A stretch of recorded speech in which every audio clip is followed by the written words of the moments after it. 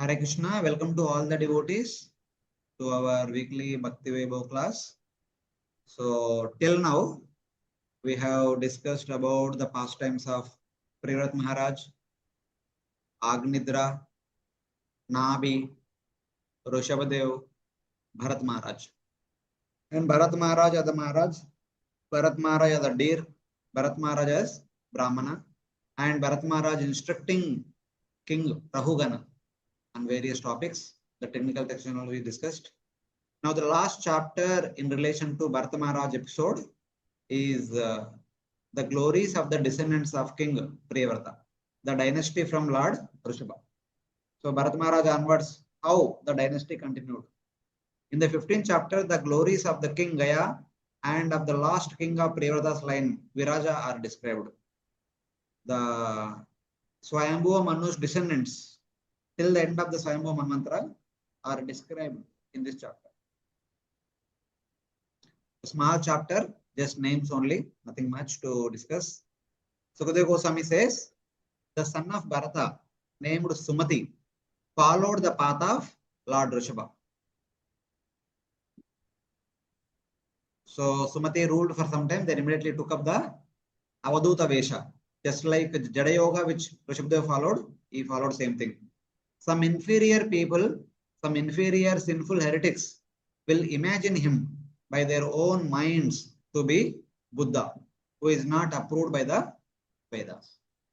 Rishabhadev, whatever he did, one of the Karnataka king, the king of Konka Venka, Karnataka province, his name was Arhat. He followed and he introduced Jainism that time. Same way, some followed Sumati and they introduced Buddhism. So like that.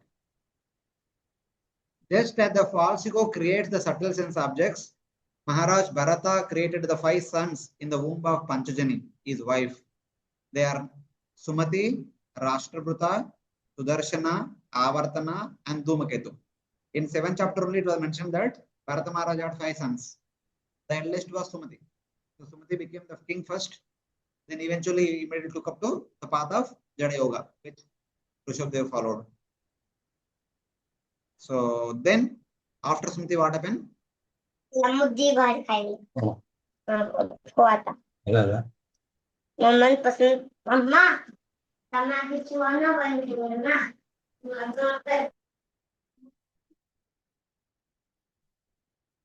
wife. The first son, eldest son is Sumati. Sumati can be lady's name also. Here Sumati is gent's name also. No. Sumati followed this thing long back, Swayambhuva Manvantara. Recently, in the current Kali Yuga, somebody followed Sumati and they began Buddhism. Even that Harat is a king recently, is the king of recent times in the current Kali Yuga. Sukadeva Goswami says, as Kali Yuga advances, that time one person named Arhat will follow Rishabhadev, will learn about Rishabhadev and follow and begin Jainism. Yeah. Same way, somebody in this current Kali Yuga, they follow the footsteps of Sumati and begin Buddhism.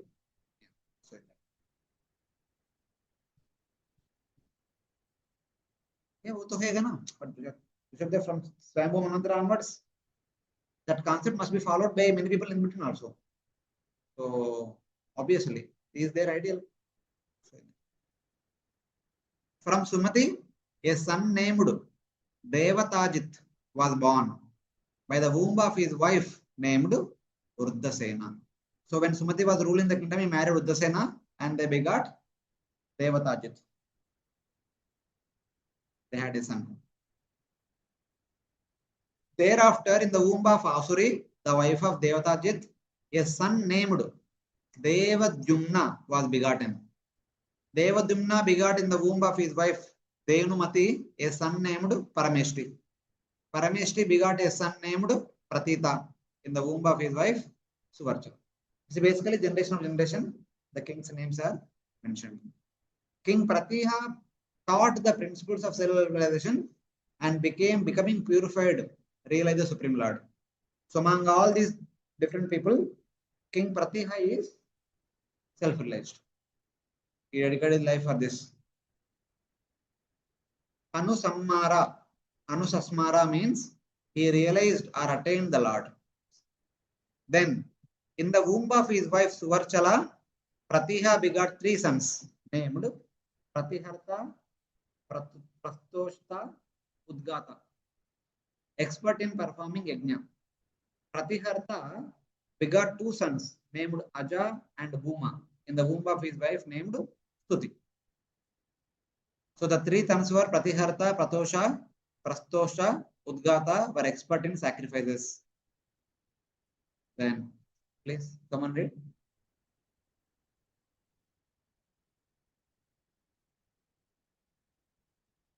You can read directly this one only.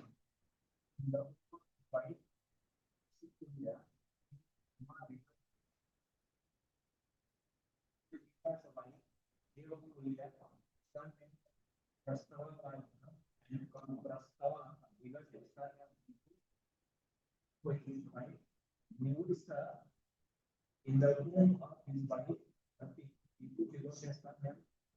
Ritusena, and Ritusena begot a son Nakta in the womb of his wife named Bhakti, and Nakta wife was Dhruti, and from her the great king Gaya was born. Gaya, the best standing king of great state, was a portion of Lord Vishnu, situated in Vishnu the Sattva, who appeared for protecting the universe. He was a great personality which ensures success and knowledge. In that line of kings, there was a king known as Gaya. So Gaya's parents were Nakta and Dhruti. And Gaya is considered to be an expansion of Lord Vishnu. Rajarshi Pravara, Udara. Rajarshi Pravara means best among the Rajarshis. And Sakshat Bhagavato Vishnu is direct expansion of Lord Vishnu. Gruhita Satvasya is a personality in Shuddha Sattva. So in that, and then Mahapurushatam is the best of all personalities. Jagat Ridrakshaya. Why did he appear? In order to protect the universe. So Kala Atma Vat Atmavatvadi Lakshanena Praptaha. He is endowed with all the Lakshanas of the Supreme Lord. So he is actually Shakti Avish Avatar, we can say. He is Kala expansion of Supreme Lord, he is expansion of the Supreme Lord, he is endowed with all wonderful qualities. Kala here means a portion of a portion.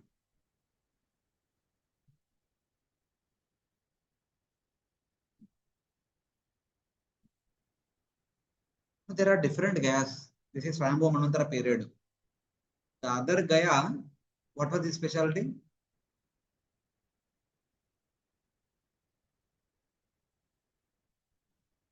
I don't know complete past time, but there could be many personalities the same name Gaya also. Let us see what is this close. Yeah, that place we know, but the king, at what time that pastime took place, we don't know. Accordingly, we can correlate. Yeah, someone please read.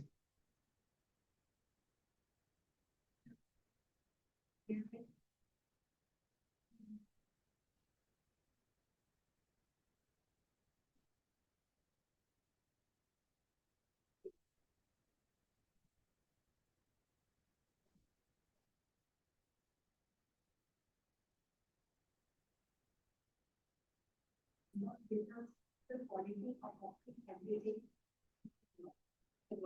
Number, the five and the no images, performing the sacrifices and executing the dharma in the form of the protecting, nourishing, satisfying, the citizens. So, how did King Gaya Ririkshaya, Jagat Ririkshaya, how did he took care of the protection of the universe? That is explained in this verse. So, Nirabhimana, he has no ego. He has no pride that I am the king. Like that he does not have. And he is completely self-realized. Uparata Anatmya.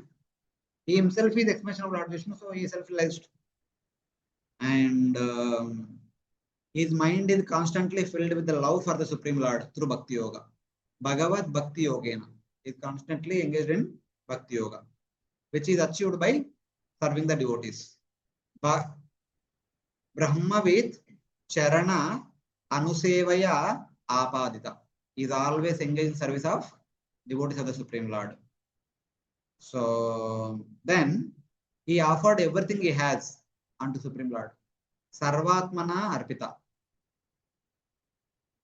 And the Lord's qualities are Lord is Bhagavan, Lord is Brahman, Lord is Paramatma, and Lord is spread everywhere, and Lord is worshipped by performance of yajna and other things. So such a Lord is worshipped by how? The king, by executing his kingly duties, worship the Supreme Lord. The kingly duties include Praja Palana, Praja Poshana, Praja Premana, Praja Upalalana, Praja Anushasana. So, caressing. Upalalana means offering them gifts timely and like encouraging them to do whatever they want to do, etc. etc. It's like that. So Palana is there. Palana is there, that Upalalana. Palana bolte हैं ना?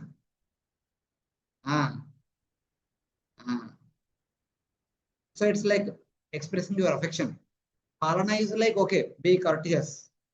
Upalalana means you are more affectionate. You treat every citizen as your own children. With our children, we do Upalalana. So protecting the people, that is Prajapalana. Nourishing the people, that is Prajaposhana. Satisfying the requirements of the people, that is Praja Prenana. Harassing the people, Praja Upalalana. And chastising the citizens, Anushasana. Where if somebody makes mistake, just like parents chastise children, chastise. He protected the citizens by crushing the enemy. He nourished them by giving them jobs. See, all the details are there. How did he protect the people? By crushing the enemy. So no enemy people are attacking them, so they're safe. He nourished them by giving them jobs. Poshana. सबको अपना अपना livelihood का preparation किया. By offering dharma to the Lord, it becomes spiritual. His pure mind was completely endowed with bhava. Upa ratanta ratanatmya means divide of thinking oneself the body. So basically, he could do all these things because he was continuously Krishna conscious. He was continuously devoted to Lord and devotees. So he could do everything. O King Parikshit, scholars of the Puranas glorify King Gaya with the following verses. Other Puranas sing the glories of Gaya. Bhagavatam does not get to more details, but other Puranas talk about Gaya. So you can repeat after me. Gayam Rupaka Pariyati. Gayam Rupakaha Pratiyati Karmabhi.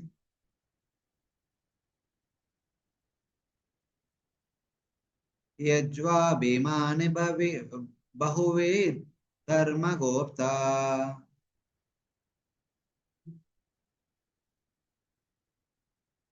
Samagata Sri Sadataspati Satam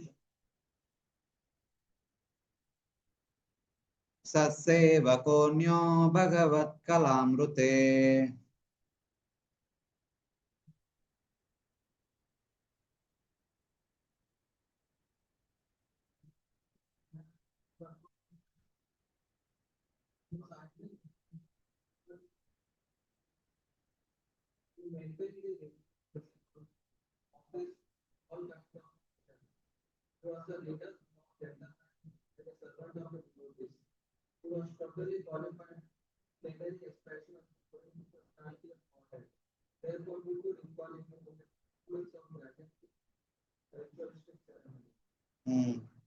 The glories of King Gaya were, who can imitate King Gaya in his activities? Whatever activities he would perform, they are all super excellent quality. They are not ordinary activities. Who accept a portion of the Lord is so expert in executing sacrifice, respected by all, learned of all scriptures, a protector of dharma, wealthy, the leader of the assembly of devotees, and a servant of the devotees. These are his wonderful qualities and activities. And no one can imitate Gaya. Pratiyati means imitate. Abhimani means respected in all ways. He was leader of the assembly of devotees. What other person rather than a portion of the Lord could imitate Gaya? Except Lord, no one could imitate or no one could do what Gaya did. So in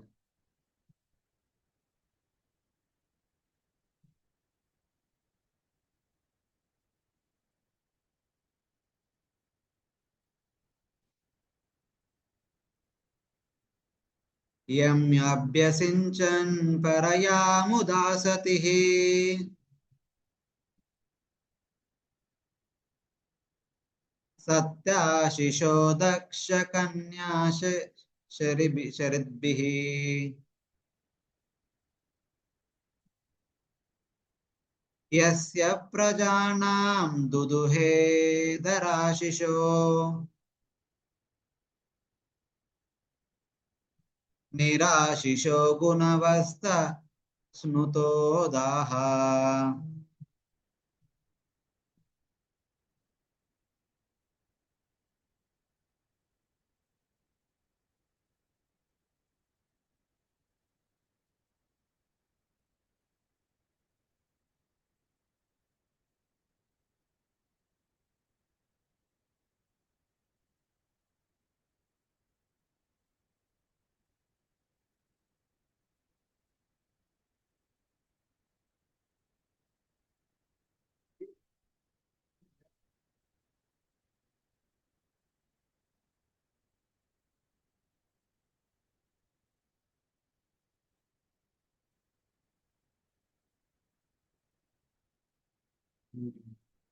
The chaste daughters of Daksha Prajapati.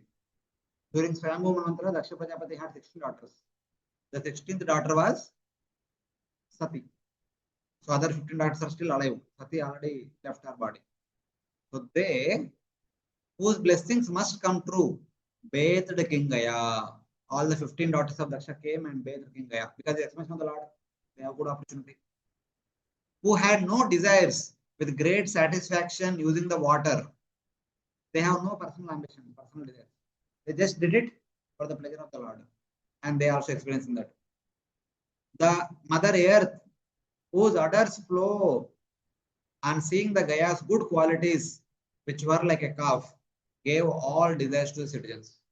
Because King Gaya was ruling over the earth, Mother Earth was so happy, she provided all the crops and grains abundantly.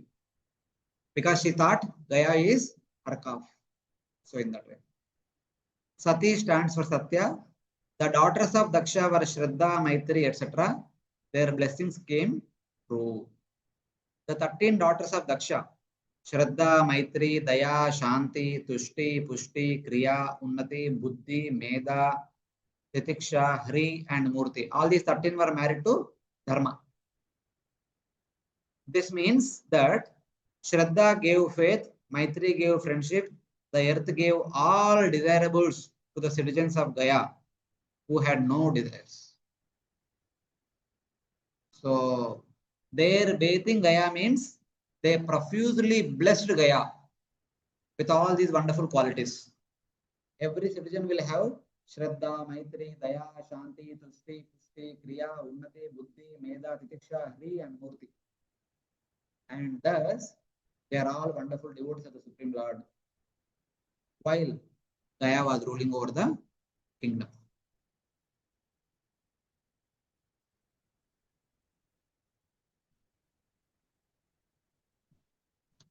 Hare Krishna, devotees are not able to hear online. If the voice is good enough.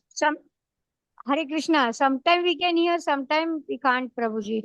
Yes, Prabhuji, we can't hear. Even your voice is like sometimes high and sometimes very low, can't hear. Okay. काम करते हैं. Can I turn like this? Is that okay now? But if you are not comfortable, you can do that. Here it can be close to me. ये cable छोटा है. हाँ हो जाएगा. Hare Krishna, now you should be able to see me. Hear me properly. Yeah. Okay.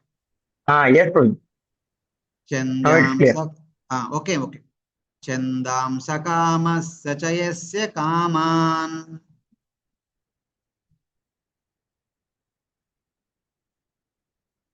Duduhu raja hururato balim rupa. Pratyanchitayudi dharmena vipra.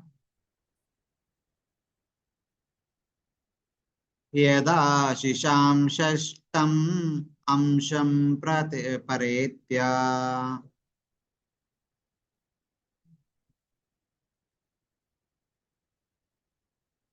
Yeah, devotees from online, please read the translation.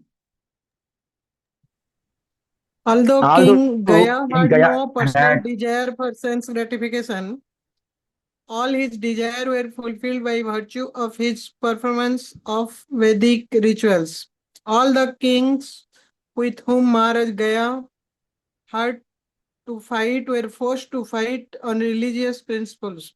They were very satisfied with his fighting and they would present all kinds of gifts to him. Similarly, all the Brahmanas in his kingdom were very satisfied with King Gaya's munificent charities. Consequently, the Brahmanas contributed a sixth of their pious activities for King Gaya's benefit in the next life. So the Vedas yielded all desires to King Gaya, who had no desire. In the previous verse, it said that Mother Earth profusely produced all the grains, fruits, flowers, and everything, because Mother Earth was so happy with Gaya. Same way, the 13 daughters of Daksha also profusely blessed Gaya with their wonderful qualities. Same way, the Vedas and the Vedic literatures yielded all the results. That means, in his kingdom, whoever followed Vedic rules and regulations, they attained the corresponding results completely without any obstruction. So that is the understanding. All kings, satisfied with his fighting during war, offered tribute to King Gaya. All the neighbor kings, generally they would not fight with Gaya, but when they fought, when they were defeated, they would surrender to him and he would respect and treat them very nicely. He would never insult them. And for that, they would happily offer tribute. And they would be under his shelter. They were taken care very nicely. The Brahmanas, respected by charity, offered him 1/6 of their piety for the next life. They would always respect Brahmanas and take care of the Brahmanas by offering charities. And all the Brahmanas who are completely satisfied with him, they would offer 1/6 of their piety unto the king. That is natural. This last time we discussed in Kanchi with Kanchipuram also. Ramanujacharya Alavandar, in relation to Alavandar, it is explained. A king will receive good or bad of each and every citizen, 1/6 from each person. Whatever is being done by each and every citizen, good or bad, 1/6 of it will come to the king. 1/6. Chate Bhaga. Chestam Amsham. Chestamsham. So, in that way. So, especially Brahmanas are giving means Brahmanas is everything is good only. So, they would give all the profuse mercy unto the king. The kings worshipped by his arrows during battle offered tribute. The Brahmanas worshipped by charity offered 1/6 of the results of their pious acts as blessings for the king's next world. So, in this way. Smriti says, Punyam Shadbhagam Adatte Nyayena Paripalayan. The king who rules with justice receives 1/6 of the citizens' pious acts. If he does dharmic rule, he will get 1/6 of the piety. If he does not do dharmic rule, he will get 1/6 of the sin. So like that.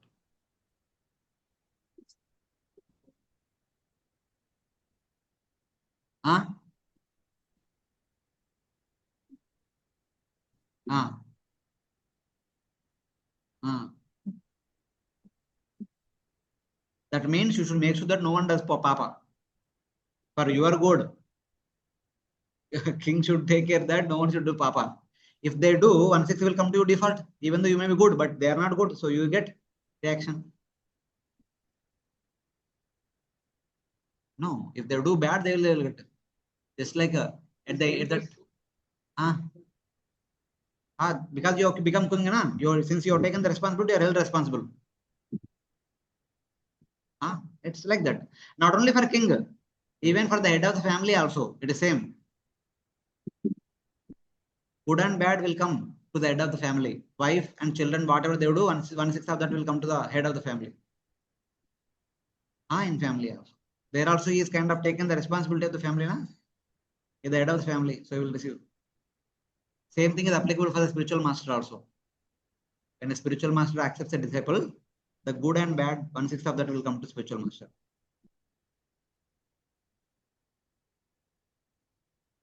Every scenario, everywhere it is. If he assumes the role of the leader and if you accept it, your 1/6 will go to him. Then it won't go. It's basically when you receive something from him, you have to pay back, na? What you pay back is punya or papa. In gross way, you may pay tax. This is subtle tax. Give one's karma.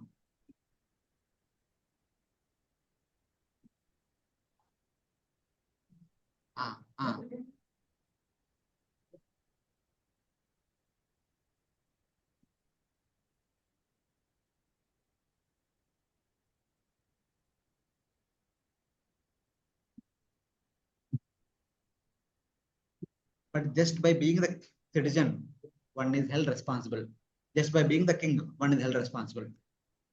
Automatically accepting, not accepting the external thing. See, just by being in Mumbai, if there is a rain in Mumbai, you are subject to rain. You cannot avoid. So it is as good as that. It is a law, universal law. Yes. So one has to pay tax. Yes.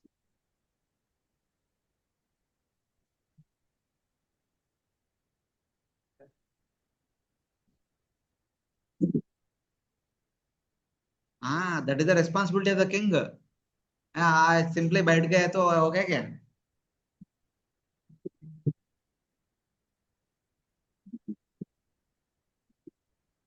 That's why they are not able to sit for long. Because of all these reasons, they have to give up. At least you do good. You don't worry about other people. You do good. You don't do bad. That is more than enough.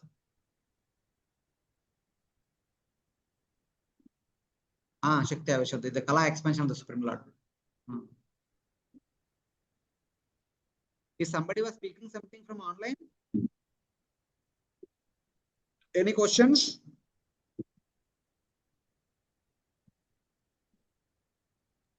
No, Prabhuji. Okay, somebody can repeat from online. Yasyadvare Bhagavan Advaratma. Yasyadvare Bhagavan Advaratma. Mago nimadyanti urusomapite. Mago nimadyantyurusomapite.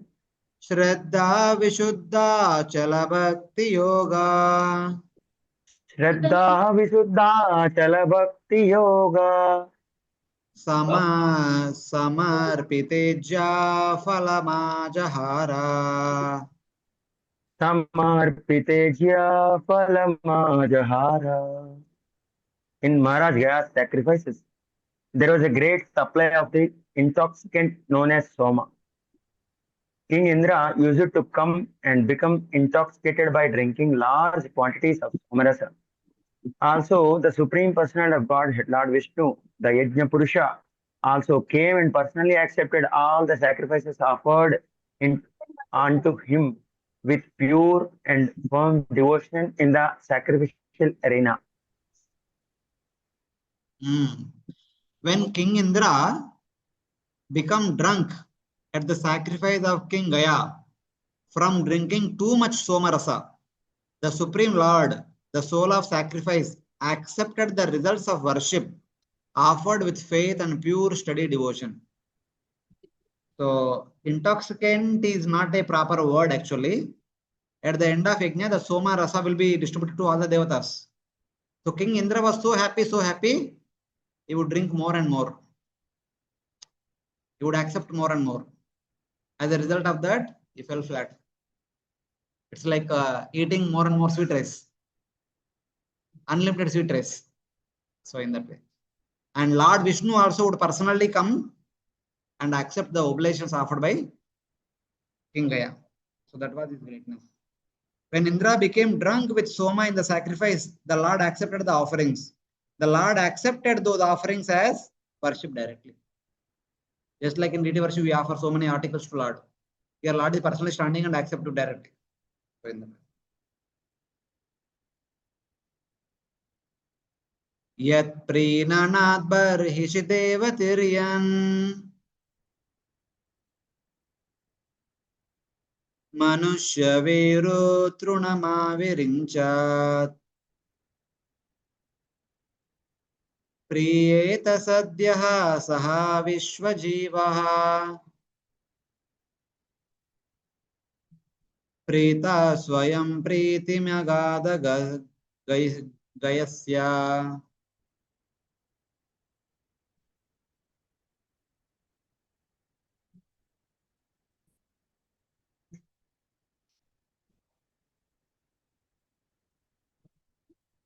Because he is the Lord Brahma, the supreme personality of Godhead, for everyone. He is by nature fully pleased.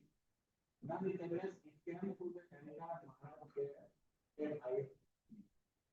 So he was taking care of all the citizens very happily, and he was doing his rule very nicely. As a result of that, the 13 daughters of Daksha, they were very happy. They were profusely blessed with all the good qualities. And then Mother Cow was very happy. She profusely produced all the food crops. Then Indra is very happy. He was drinking Somarasa unlimitedly. And Lord Vishnu is so happy. He is personally coming and accepting all the offerings directly. When the Lord is pleased, immediately all devatas, all animals, all humans, all plants, all grasses, and all beings up to Lord Brahma became satisfied. Yasmin tushte, jagas tushte. So when Lord Vishnu is pleased, everyone is pleased. Why and how? Yata taror mula. That may be true, but not exactly. Here in this case, it's not like that. It's very simple. All of us know it. When Lord is pleased, everyone is pleased. How? Since he is Paramatma, if one Paramatma is pleased, every Paramatma is pleased. He is Sarvakhetreshu Bharata. So in that way. The Lord, the life of the universe, the very form of satisfaction, became satisfied at the sacrifice of King Gaya. Lord is already Atmarama. And by accepting the bhakti of King Gaya, he became more Atmarama.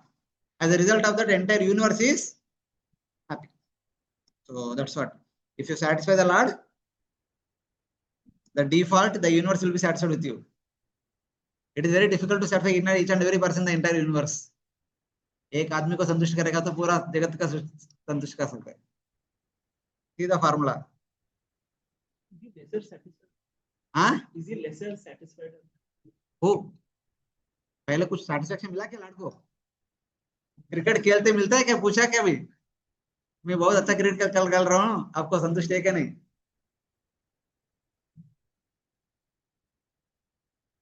Cricket से नहीं, भक्ति से होता है.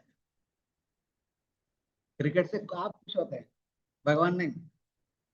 The Lord by pleasing whom all beings are pleased, who is the very form of satisfaction, showed his satisfaction, saying that I am completely satisfied at the sacrifice along with all beings of the universe.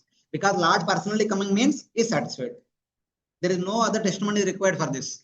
He himself is coming means he is satisfied. Otherwise, why would he come? He will not come. Yeah. So someone read.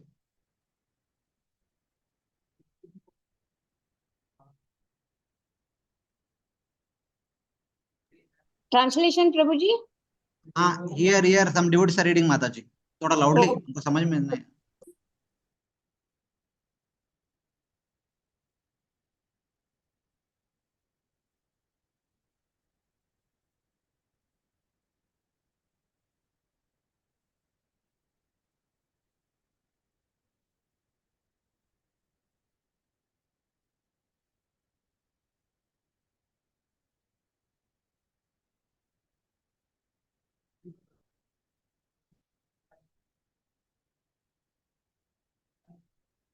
In the whole Israel, Satyana, Jambhudvipa, who are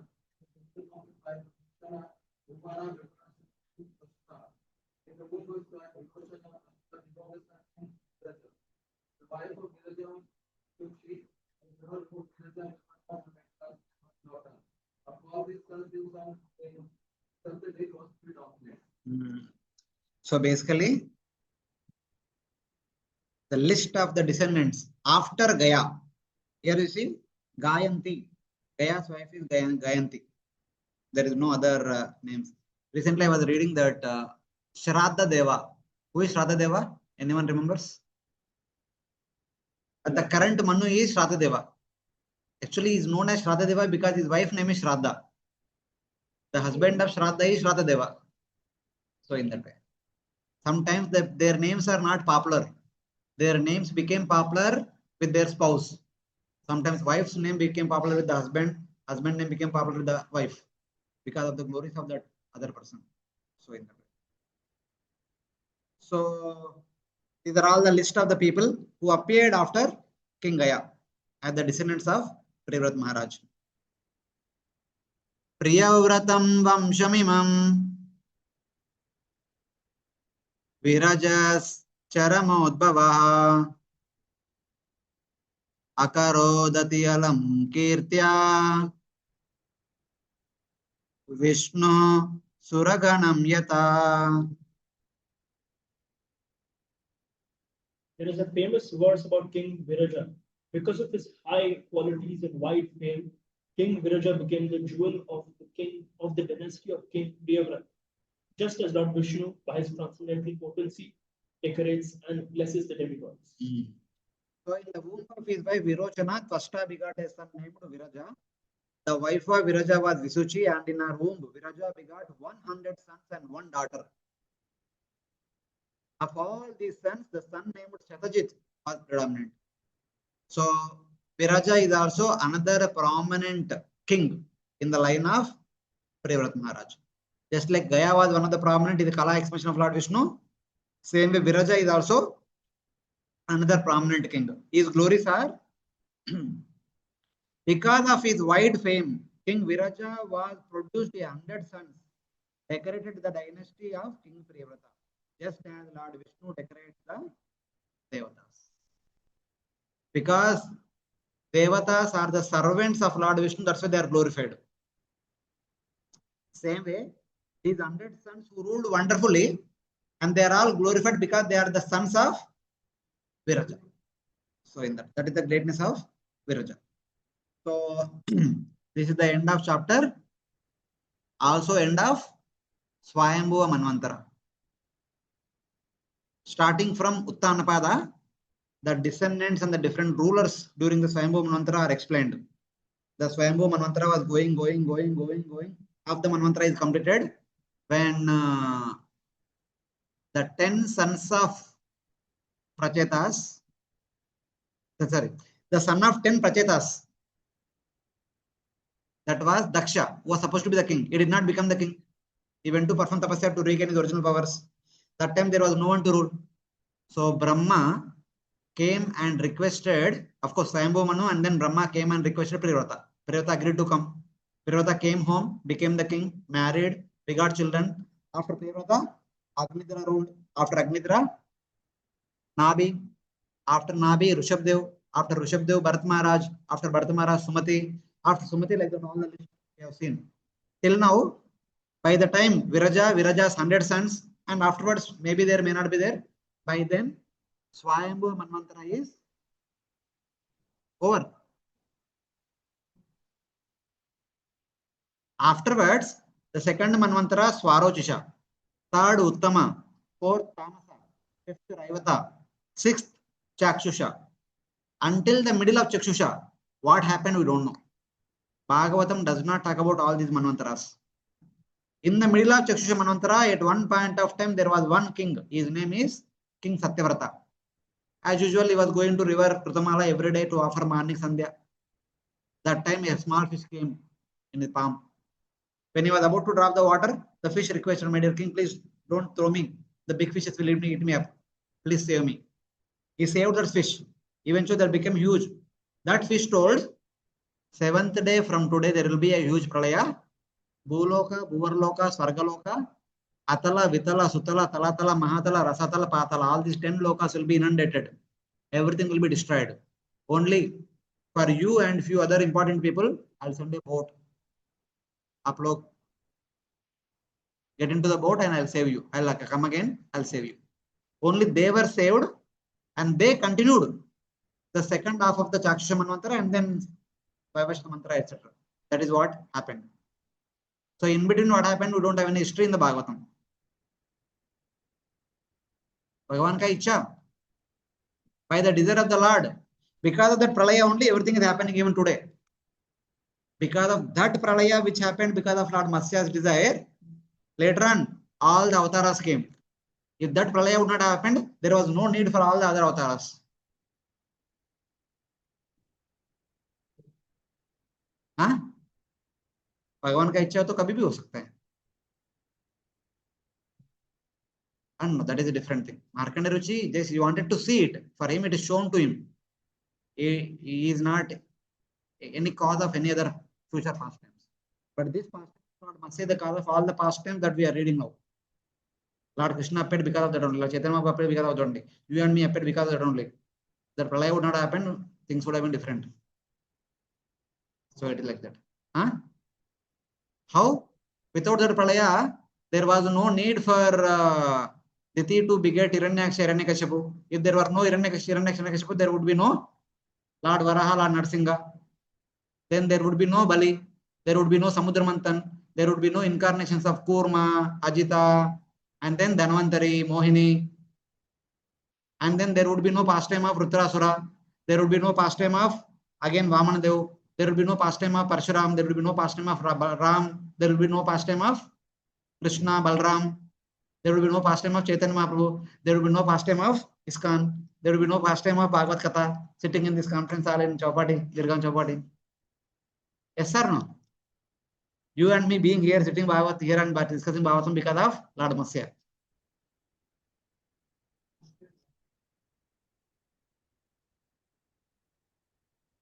He chose to be appearing like that. And by the way, we are discussing this one connection. Swayambhu Manvantara is over. Then there was second Manvantara. What was that? Abhi main naam bataya. Swarochisha Manvantara. In that Swarochisha Manvantara, somewhere in the middle, there was a king named Indradumna. In the second Manvantara, he wanted to have darshan of the original personality of Godhead. Until then, Lord was in Neelamadhava form. For the first 50 years of Brahma, Lord will be in Neelamadhava form. But this king suddenly developed a desire. I want to have darshan of the original Lord. Neelamadhava worshipped in the forest. No one knows. Only Sabharas have access. Somehow, his minister came to know about it. His minister, what is his name? Vidyapati. He went there all the way. He married the Sabharas daughter, and then he had darshan of the Neelamadhava. When he came back, when he took the king, there was a sand flood. The Lord disappeared. The king felt very sorry. And then Lord appeared to him saying that, I will appear at Daru Brahma. Then Jagannathji appeared. Of course, the Daru appeared, then they carved the deity. Vishwakarma came and carved the deity. Temple was constructed. Now temple, Prana Pratishtha took take place. And Indradumna Maharaj went to Brahmaji to call the main priest of the entire universe, head priest. So by the time Brahma came, second Manvantara is over. Third Manvantara began. In the beginning of the third Manvantara of the 51st year of the first month of the first day of Brahma, Jagannathji was installed. Since then he is being worshipped. Kab se? Third Manvantara se. Sabse is there, Jagannath ji is there in the Jagannath Puri. Huh? Third Manvansar. Huh? 14 Manus.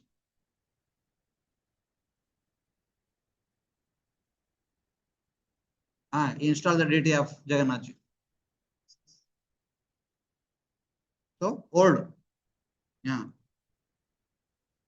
So since then, the deity being worshipped and receiving the bhakti of all the wonderful devotees. So in that way. Okay. Prabhuji, A temple can be reconstructed time and again. But in Puri, Yeah, the place is same place. The same place. Just like there was one temple in Ayodhya. Somebody demolished it. Now new temple came. So like that, time and again the temple will come. A new renovation will take place. But the location will remain there. So in that way. Yes, Prabhuji. Hare Krishna. Prabhuji, Ah. Jagannath was installed in third Manvantara.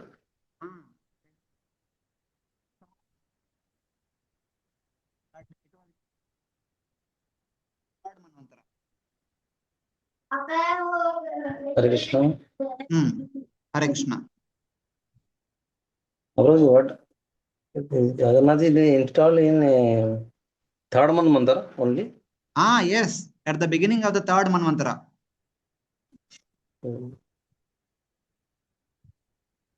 Okay. हम सोच रहे कलयुग में.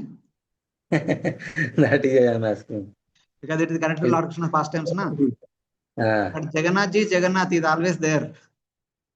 Whether Leela may happen, may not happen.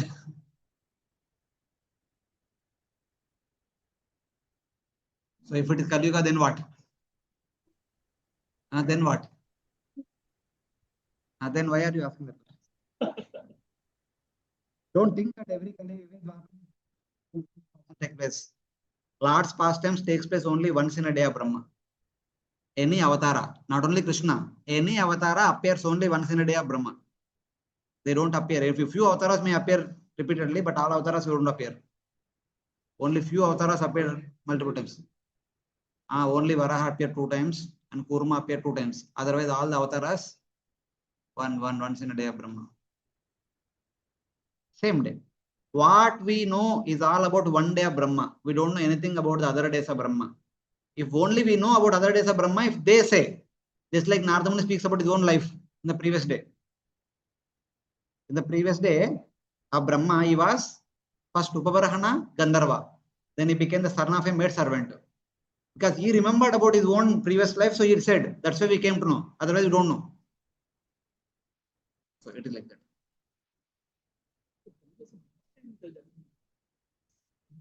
निकल जाते हैं प्रभु जी. अभी आपका उम्र कितना?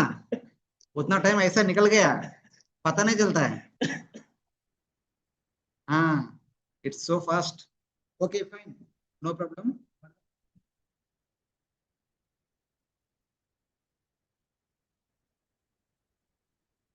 Okay, no problem. We have good time. So Hare Krishna. So since Bhakti Vedanta is going to start in the month of September, so we are supposed to complete 5th and 6th cantos as early as possible, as per the directions given by our authorities. So hereafter, every Sunday we have 3 hours class, 11 to 2. Otherwise, you have to have special classes. We are by Kartik Yatra, we are supposed to complete our Bhakti Vaibhav, so that the Bhakti Vedanta can go on full swing.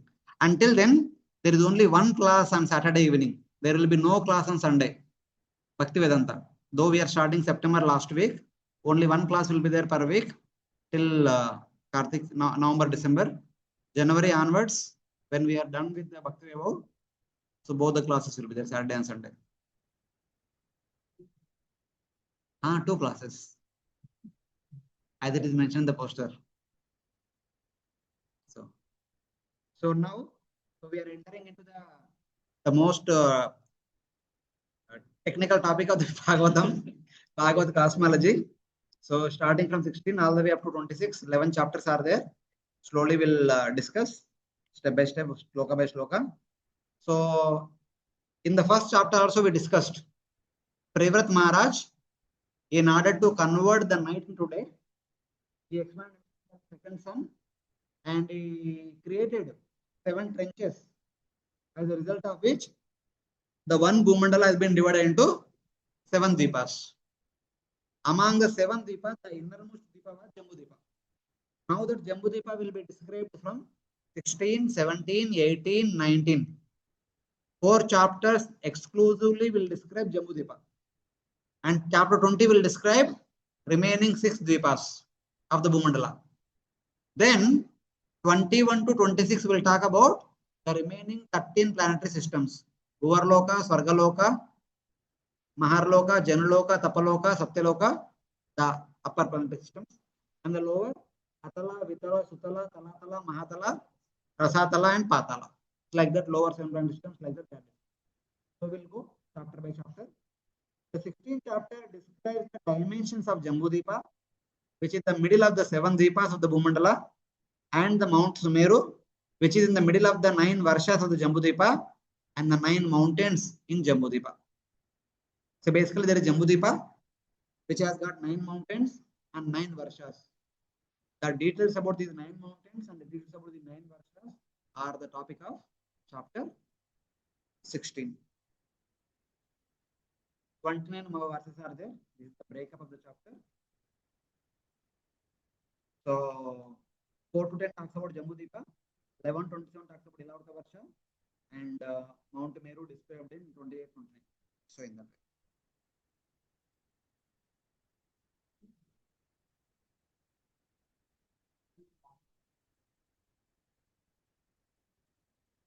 Wait. Shanti.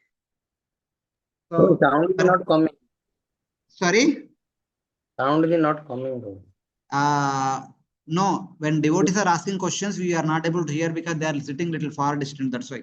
Okay, Prajit, no problem. They are asking about the 7 Dvipas. I said we will see. I'll show the picture, then we'll understand more in detail about them. So, like that. The first 3 verses are all about questions. Because until unless Parikshit Maharaj asked a question, there is no point of discussing all these things. Because till now, he was talking about the kings. Sukadeva Goswami would have continued the kings only. Because Parikshit Maharaj raised the question, the discussion about the universe is coming in between. So that is the right. King Parikshit said, you have described the specific dimensions of Bhumandala, which extends as far as the sun shines, and within which the moon, along with the other luminaries, are seen.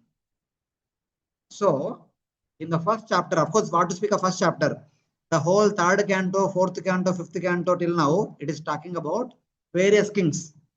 All those kings who are ruling the entire Bhumandala in one sense. So what is Bhumandala? Bhumandala is indicated by saying that as long as the sun rays can go, that much land is all Bhumandala. Whether we can see or not is a different thing. But sun's rays will go all over the Bhumandala. That is the range of the Bhumandala. So in that way it is said. King Parikshit inquires about the dimensions of the islands and oceans, which he heard about in the story of Devrata after the topic was completed in 5:130. In 5th canto, 1st chapter, the discussion was there. He did not ask the question that time because there is a discussion about the kings. He kept quiet. Right now, the discussion about kings is over. Sukadeva Goswami gave a little pause. Then immediately Parikshit Maharaj asked, sometime back you talked about the Bhumandala with 7 Dvipas, 7 oceans. Can you please speak about more about them? So like that. The bright Bhumandala extends as far as the sun shines, and within it, the moon and other luminaries are seen. Across the territory of the Bhumandala only, we could see the luminaries in the sky. Beyond that, we cannot see anything. So here the earth's surface, above in the sky, all the luminaries are there. They are also spread only to the extent of the Bhumandala. The luminaries cannot be seen beyond the Bhumandala. That is the answer. Then he says, in Bhumandala, 7 oceans were created by the 7 ditches made by the wheel of Priyavrata's chariot, from which 7 dvipas of the Bhumandala, each with a distinctive construction, appeared and were described by you. You said that concentric islands, concentric oceans were made by the chariot wheel, etc. You described. But I understood that much. I understood. Oh, great devotee! Now I desire to know all about the oceans and islands with their measurements and qualities. Manataha, Rakshanataha, cha. You told about how they were made, but you did not tell about anything about them. Can you please describe these 7 dvipas? What kind of structure is there? What kind of facilities are there? What kind of people are living, etc., etc. Some details about these dvipas and these oceans. So that is the question. 7 seas were created, from which 7 islands, each of distinctive construction, belong to earth, were formed. I desire to know all about the oceans and islands. So somebody may ask, you are going to die in 7 days. Why you want to know all these things? जमीन के बारे में क्या जानना चाहते हैं? क्यों जानना चाहते हैं? Like that one may think. Then Parikshit Maharaj clarifies why he wants to know all these things. This is how Mount Meru was there, and Priyavrata expanded himself as the second sun, and this is the original sun. As a result of that, they divide the Bhumandala into 7. So in the middle, Meru was there, sun was here, other side of the Bhumandala was dark. As sun is revolving, at any given point of time, half the Bhumandala was bright, where sun is there. Other half is dark. So Priyavrata was not happy with this. In order to convert the darkness into day, he expanded as second sun. So one sun is here brightening this portion, other sun is here brightening this portion. As sun is traveling, he is also traveling. Sun's chariot was traveling in the ether. Priyavrata's chariot was traveling on the surface of the earth. As a result of that, the chariot will create a ditch. Wherever it traveled, it created a ditch. The reason is, even though I showed only one round, they traveled there for 26 days. One round is 1 day. Like 26 rounds, Priyavrata made. Because he made continuous 26 rounds, it created a ditch, deeper ditch. Then Priyavrata went a little bit far. The Bhumandala is very wide. He was traveling very close to Mount Meru only. When he went far, his capital was here. The capital city of Priyavrata's kingdom was here. When you are nearby, you will be seeing this much. When you go to a far distance, you will become small and small. He does not want to become like that. He wants to be seen by the people in his capital city the same size. For that reason, he became twice to the previous size. Previously, he was here like 1 meter. So if he goes far, he will become 10 centimeters only, or 15 centimeters.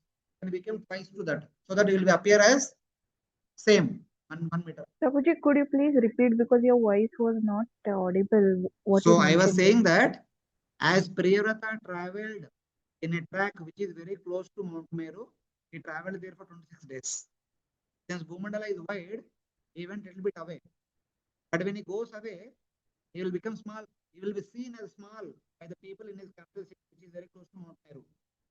So when Mount Meru is here, his capital city was here. The people from here, they saw him here with particular size. When he goes to a far distance, he will become small. Like airplane in the airport appears big, in the sky it appears small, like that. But he wanted to be seen by the people of his capital city of same size. For that purpose, he became twice. His chariot also became twice. Chariot wheel also became twice. As a result of that, the trench made by the chariot wheel also became twice. So this is 2 times thicker than the previous one. Same way the last Prabhuji, sometimes your voice is loud and sometimes it is very low. So some things we are not able to follow. I don't know if it is the same case with all. Yes, Prabhuji, sound is not. Yes, Mataji, just say. Yes, uniform Prabhuji. sound is not coming. Prabhuji, sorry. Okay. When I am looking at the devotees, voice is not coming, it seems. So no problem. So, as Priyavrata went away and becoming twice to the previous size, his chariot also became twice. Chariot wheel became twice. As a result of that, the trench made there also became twice. So the width of this trench is twice than the width of this trench. And the width of this land is twice to the width of the previous land. And the width of this land is equal to the width of this trench. That kind of arrangement was followed by Priyavrata. Like this, he traveled here 28 days, 26 days. He traveled here also 26 days. Like this, he did 7 times. Total, how much it will be? 7 times 26 days. 183, which is like half year. 182, I just put 183, half the year. So for half the year, Priyavrata was continuously going outward. In another half year, he was coming inward, traveling in each circle for 26 days. This he did as long as he was ruling the kingdom.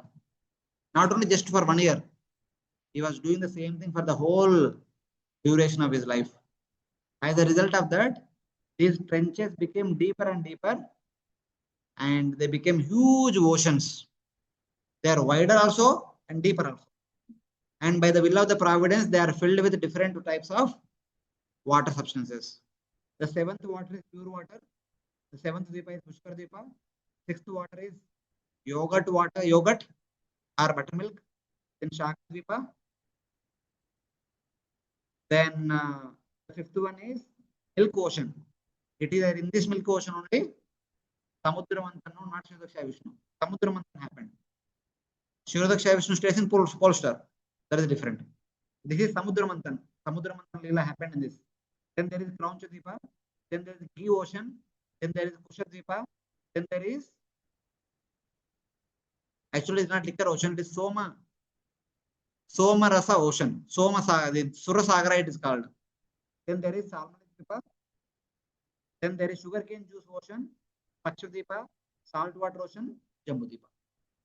This is how the 7 Dwipas are surrounded by 7 constant oceans. समझ में आए?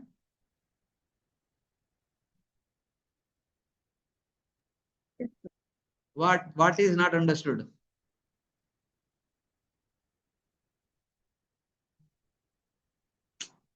I said he expanded. There is one king ruling the kingdom. उनका expansion is acting like the sun and doing the needful. तो एक आदमी 2 बन गया. 2 आदमी 2 काम कर रहे हैं. So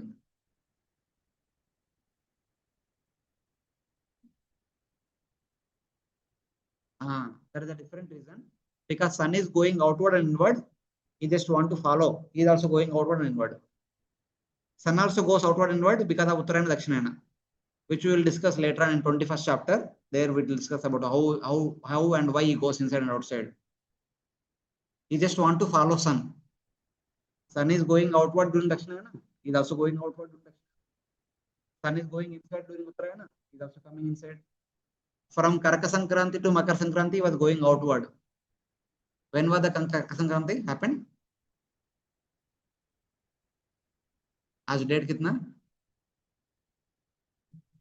And 17th was the Karaka Sankranti. According to our Vaishnava calendar, 17th is Karaka Sankranti. When Makar Sankranti takes place? 15 January. 15 January generally. So 17th July to 15 January was going outward. Okay? 15th January to 17th July he was coming inward. Like that he did for the entire lifespan of his Uttarayana Dakshinayana. Who said? Who said? Why you want to know now? Wait, it will come. In 17th chapter we will discuss what is Karamabhumi and all. Don't go ahead. Be here. So basically, these are the 7 Dwipas and 7 oceans that were created by Priyavrata Maharaj. For now, chapter 16 to 19, we will exclusively discuss Jambhudvipa. Chapter 20 will talk about the remaining 6 Dwipas. So you can see the list here. The 7 Dwipas, 7 surrounding oceans, they were given to 7 sons of Priyavrata. Agnidra, Idmajiva, Yajnabahu, etc.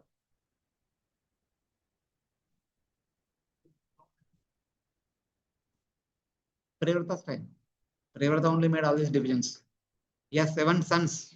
He had divided the property among the 7 sons. So So now, this is like the background. This is what happened in the past. First chapter mein hua tha. Remembering that, recollecting that, Parikshit Maharaj is asking question. Can you please speak about all these dvipas and oceans? Still somebody may ask, why you want to know? अब मरने वाला है, already 2-3 दिन हो गया और बचा 3-4 दिन. कृष्ण कथा सुन सकते हैं ना, ये सब क्यों सुनने का?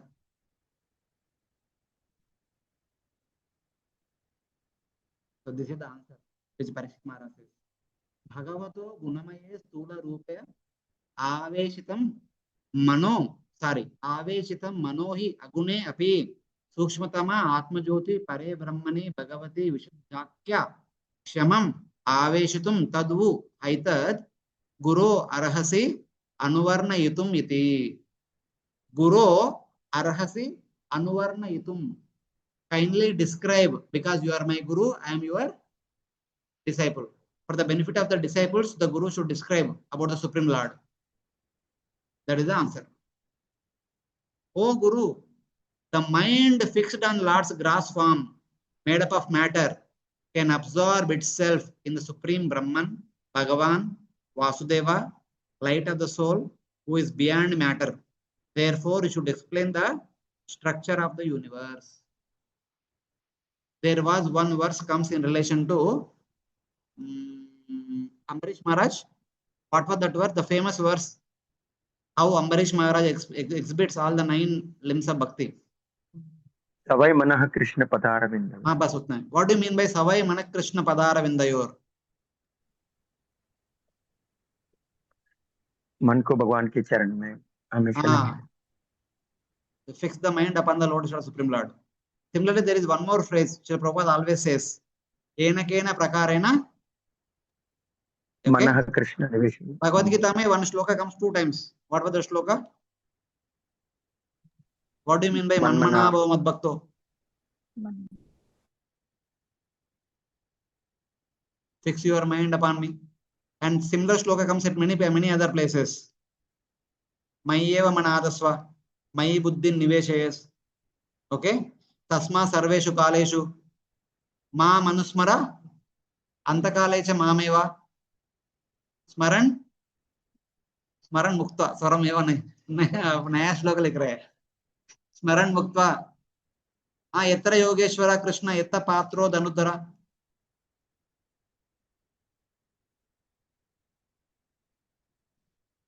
No, Yatkaroshini. Wherever that Smaranam word comes, I am only recollecting all the verses. Madgata Madchita Madgata Prana Bodhayanta Parasparam. Okay. Ananyas Chintayantu Mam Ejana Parivipasate. Mahatmanastu Mam Partha Daivim Prakriti Mashrita. Naya shloka likh rahe Bhagavad Gita ka. Satam Kirtayantu Mam Yatantasta Dudovrata. No, not exactly, but where the Smaranam word comes. Madgati Nantaratmana. Shraddhavan Bhajate Yoma. Tame Yukta Samumata. Like that, many places. Perfection of our bhakti is Smaranam. Though we may do other 8 limbs of bhakti, ultimately we have to come to the point of it is by Smaranam only one will go back home back to Godhead. That is the final exam. उसके बिना इधर ही रह जाएंगे. Cricket का स्मरण करेगा तो cricket खेलते रहेंगे. Life after life. भगवान का स्मरण करें तो भगवान बन जाएंगे. I am not telling Baba. Yam vapi sajati ante tam tam evaiti kaunteya. उसका आखिर लाइन क्या है? सदा तद्भाव भाविता. Sada yadbhava tadbhava bhavita. Whatever bhava you are in throughout the day, throughout the year, throughout the life, that will be the bhava in which you will be at the time of death. The same bhava will get after death also. Sada is the present tense. Tadbhava is the time of death.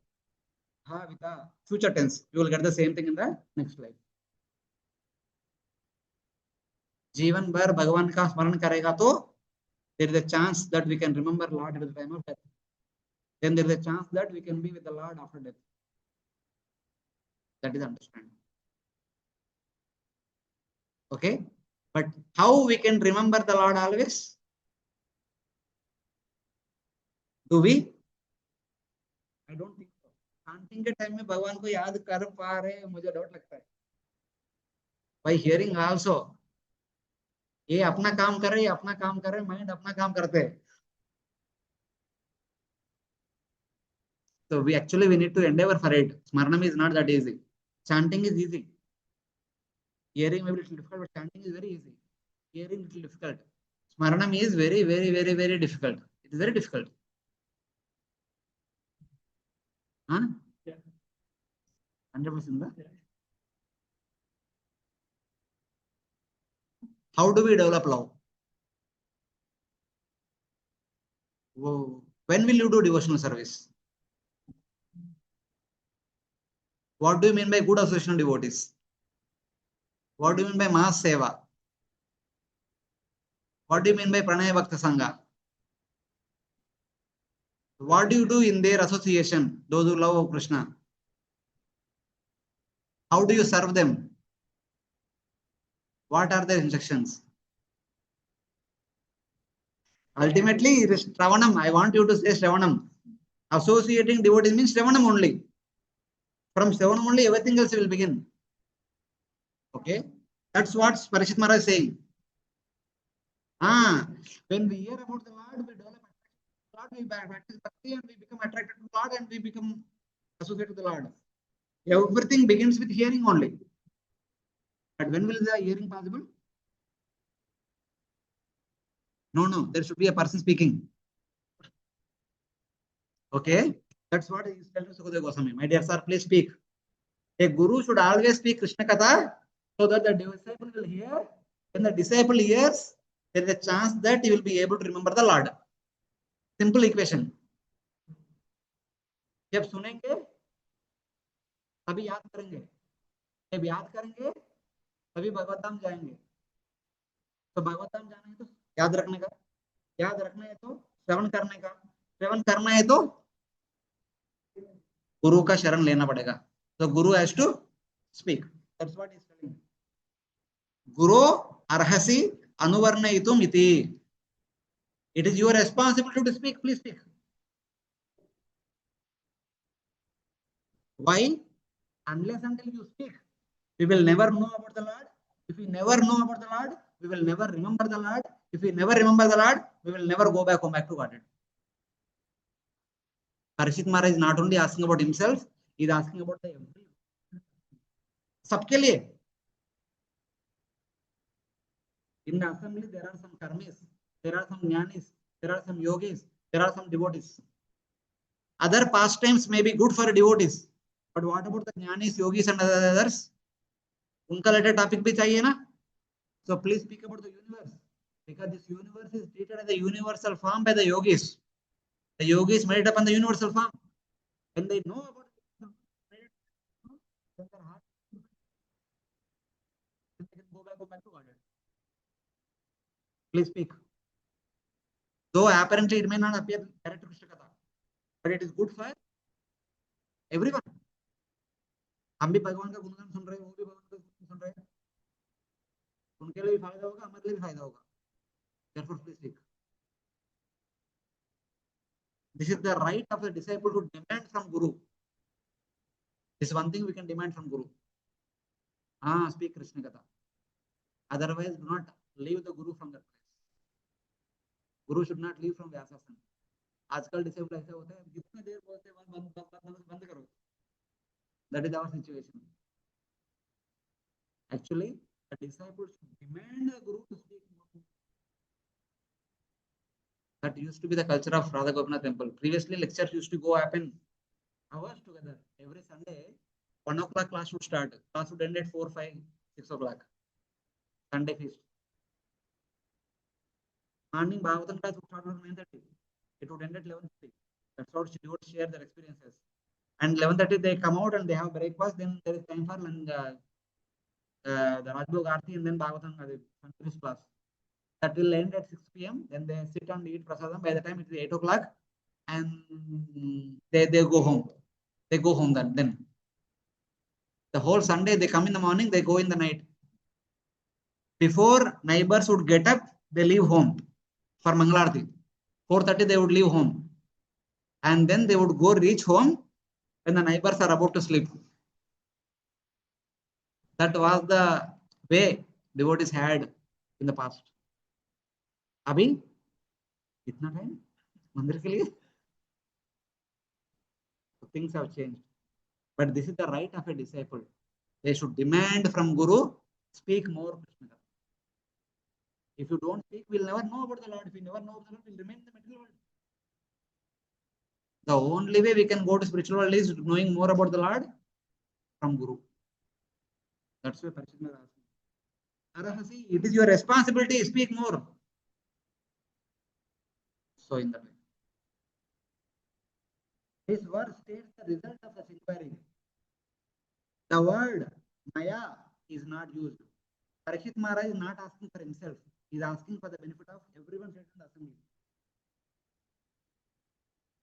King Parishit does not say, by fixing my mind on the Lord's grass form. O Guru, the mind fixed on the Lord's grass form, made up of matter, can absorb itself in the Supreme Brahman, Bhagavan, Vasudeva, and Paramatma, who is beyond matter. Even learning about the material universe, which is made up of matter, can be a good meditation of Brahman, Paramatma, and Bhagavan.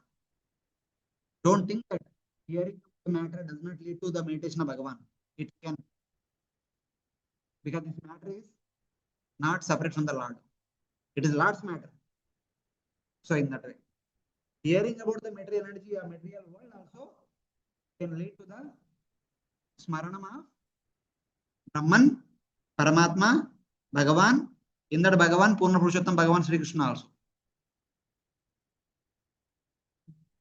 Huh? Oh Bhagavan, who is the maintainer of this universe? Huh? Which Vishnu?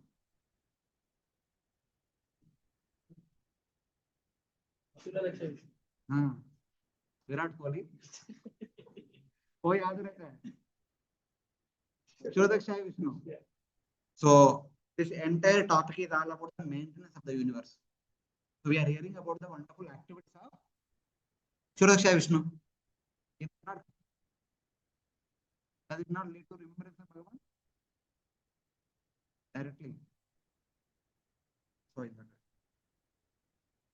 This indicates that King Parikshit asked a question not for himself, but at the request of the Bhakti Mishra yogis present at the gathering, who desired to concentrate their minds upon universal form. I, however, think with my eyes the honey of the topics of the Lord flowing from your lotus mouth. That is the way of attaining the Lord. For Parikshit Maharaj, direct to Krishna Katha is okay, enough. But he has to take care of the assembled guests also. You have invited other people and you are only concerned about your own need. That is not proper etiquette. We should cater to the needs of everyone. So that's why Parikshit Maharaj asking this question importantly. The phrase Bhagavato Gunamaye Sthola Rupe indicates that grass form of the universe made up of three gunas belongs to the Lord Bhagavataha in possessive case. Gunamaye Sthola Rupe. The gross universal form made up of three gunas belongs to Supreme Lord. The word is used. The word does not say that Bhagavan is Sthola Rupa. It says that Bhagavan Sthola Rupa. The Sthola Rupa of the universe belongs to Supreme Lord. It is one of the energy of the Supreme Lord. So in that way. The phrase, the words in the phrase Agune api Sukshmatamam. Where is that? Okay. Agune api Sukshmatamam Jyoti Pare Brahmani. So Pare Brahmani Bhagavataha are all in the same case. One is possessive case. The universe not only belongs to Brahman, it also belongs to Paramatma, it also belongs to Bhagavan. That is understood. Bhagavan is Brahman, Paramatma, and who is beyond the three gunas. This indicates that the Lord is beyond the gunas. Oh Guru, This indicates that because you are the guru of all the sages, you should explain this. Since we are treating you as guru, it becomes your responsibility to teach us about the Supreme Lord. बीच में छोड़ के नहीं जा सकते. So like that.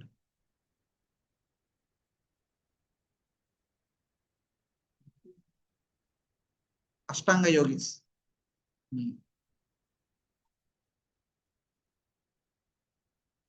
Everyone will have bhakti. Ashtanga yogis. They want to attain liberation. So these are the inquiries made by Parikshit Maharaj. So for which Sukadeva Goswami will say, O king, it is not possible even for a person with the lifespan of Devata to understand by words or by mind the end of the transformation of Maya's gunas belonging to the Lord. He's telling that even if a person is endowed with the lifespan of Devatas or Lord Brahma, it is very difficult to know about the universe completely.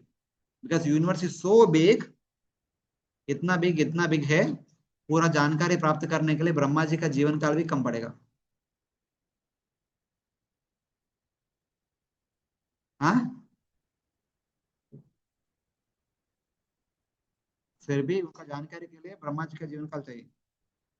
Therefore, by giving a general description, I will explain the particulars of Bhuloka, giving characteristics of the name, shape, and dimensions. However, since we cannot describe entirely, let us discuss the most important aspects of the universe.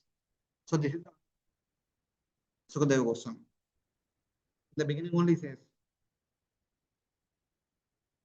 Kashta means end. Rupa means shape or appearance. Lakshana means markings or divisions. Rupa and Lakshana.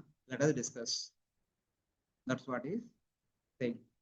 Hare Krishna, is everyone online? All of you are able to hear me and follow? No, Prabhuji. No, Prabhuji, sometimes it is low. Sometimes it is very good. हाँ, आजकल internet issue दे रहे हैं हमेशा. हाँ हाँ, यहाँ पे प्रभु जी बता रहे थे इसलिए आप सही. So no problem. So now the topic will begin. Starting from 4th verse onwards, the discussion about the universe, especially now Jambhudvipa, will begin. Here Sukadeva Goswami says, Yo va ayam deepaha kuvalaya kamala koshabhyantara kosho niyuta yojana vishalaha samavartulo yata pushkara patram. Someone please read.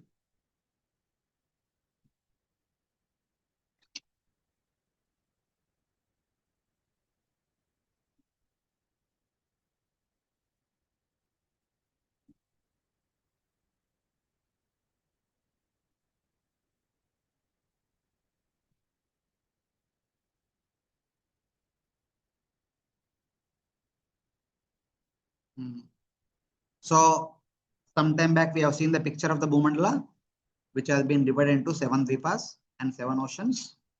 The whole Bhumandala will be like a lotus leaf. Yata Pushkara Patram. Patram, you understand? Patram means leaf. Pushkara Patram means lotus leaf. Samavartulo Yata Pushkara means circle. Samavrutta means equal circle. Circle itself is equal, but still there is an objective. Samavartula is very perfectly equal. The whole Bhumandala is like Samavartulo Yata Pushkara Patram. Along with that, Jambhudvipa is also like a perfect circle. And Niyuta Yojana Vishala, its diameter is 1 lakh yojanas. Niyuta Yojana means Sahasra, Ayuta, Niyuta. Sahasra is 1000, Ayuta is 10,000, Niyuta is 100,000. So that much is the diameter of the Jambhudvipa, which is perfect circle. But where is Jambhudvipa? Jambhudvipa is one of the 7 islands of Bhumandala. How does this Bhumandala look like? Bhumandala looks like a lotus flower consisting of different petals arranged in different circles. So every circle is one Dvipa, like that. There is one flower. Here you see. This flower has got so many petals. All the petals are arranged in different circles. So it is like this. All the petals in the outer boundary circle is 7th Dvipa, then 6th Dvipa, 5th Dvipa, 4th Dvipa, 3rd Dvipa, like that, like that, like that. All the petals are in circular round. They are like the one Dvipa. Among such circular Dvipas, the innermost Dvipa is Jambhudvipa. That's how Jambhudvipa is defined here. It says the central portion within the 7 Dvipas, which are situated as circular covering the lotus of Bhumandala, which is for certain this visible Jambhudvipa. The central Dvipa is Jambhudvipa. And this one point is used here. Ayam Dvipaha. Ayam Dvipa means this Dvipa. When will you say this Dvipa? When we are there and we are able to see, then only we say this Dvipa. Like in Ramayana, when the marriage was happening between Lord Rama and Mother Sita. Okay. So at the time of handing over, like Janaka Maharaj was handing over the hand of Mother Sita to Lord Rama. Okay.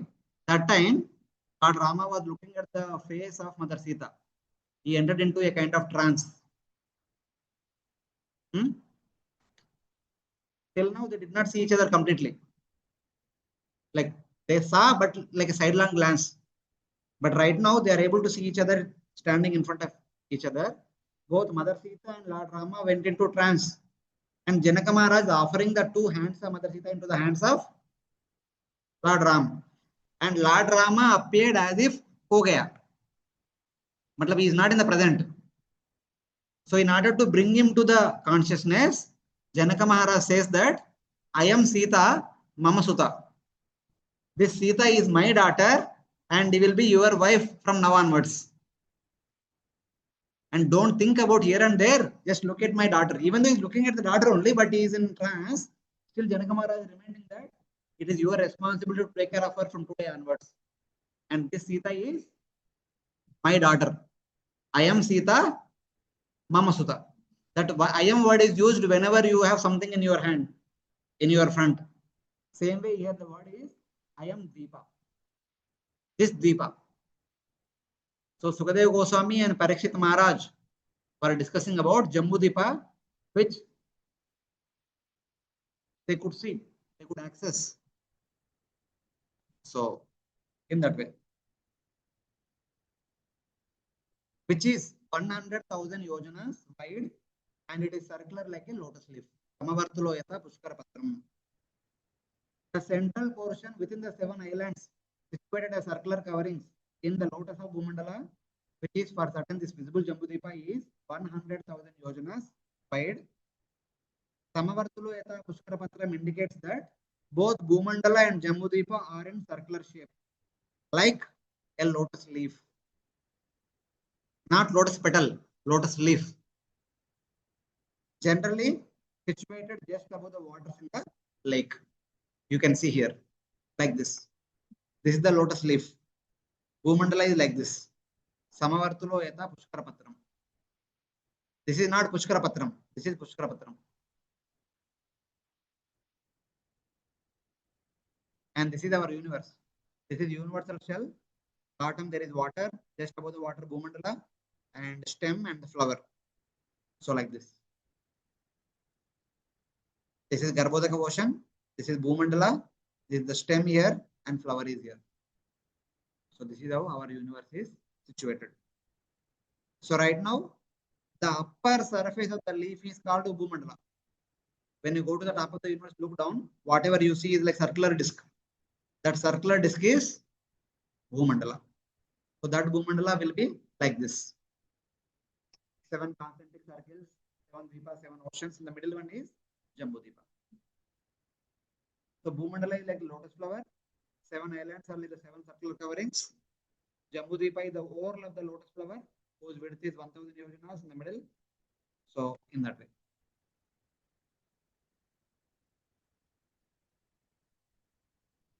So this is the entire Bhumandala. All the 7 Dvipas are there. In the middle, we have Jambhudvipa here. Exactly in the middle. It's like when you see an object, this is the object. But when you see this object from this side, it will be like this.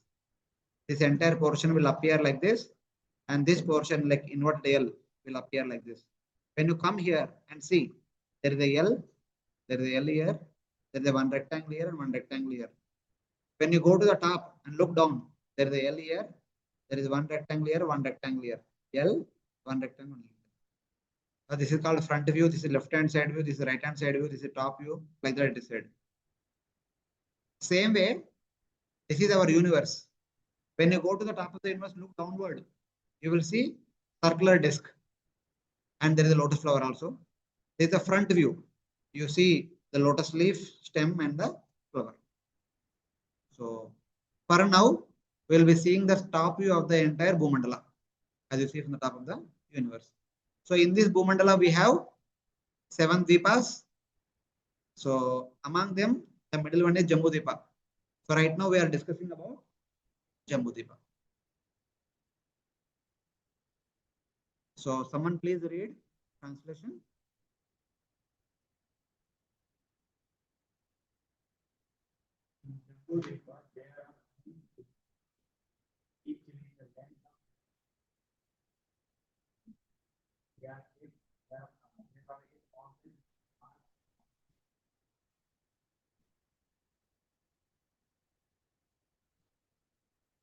Yeah.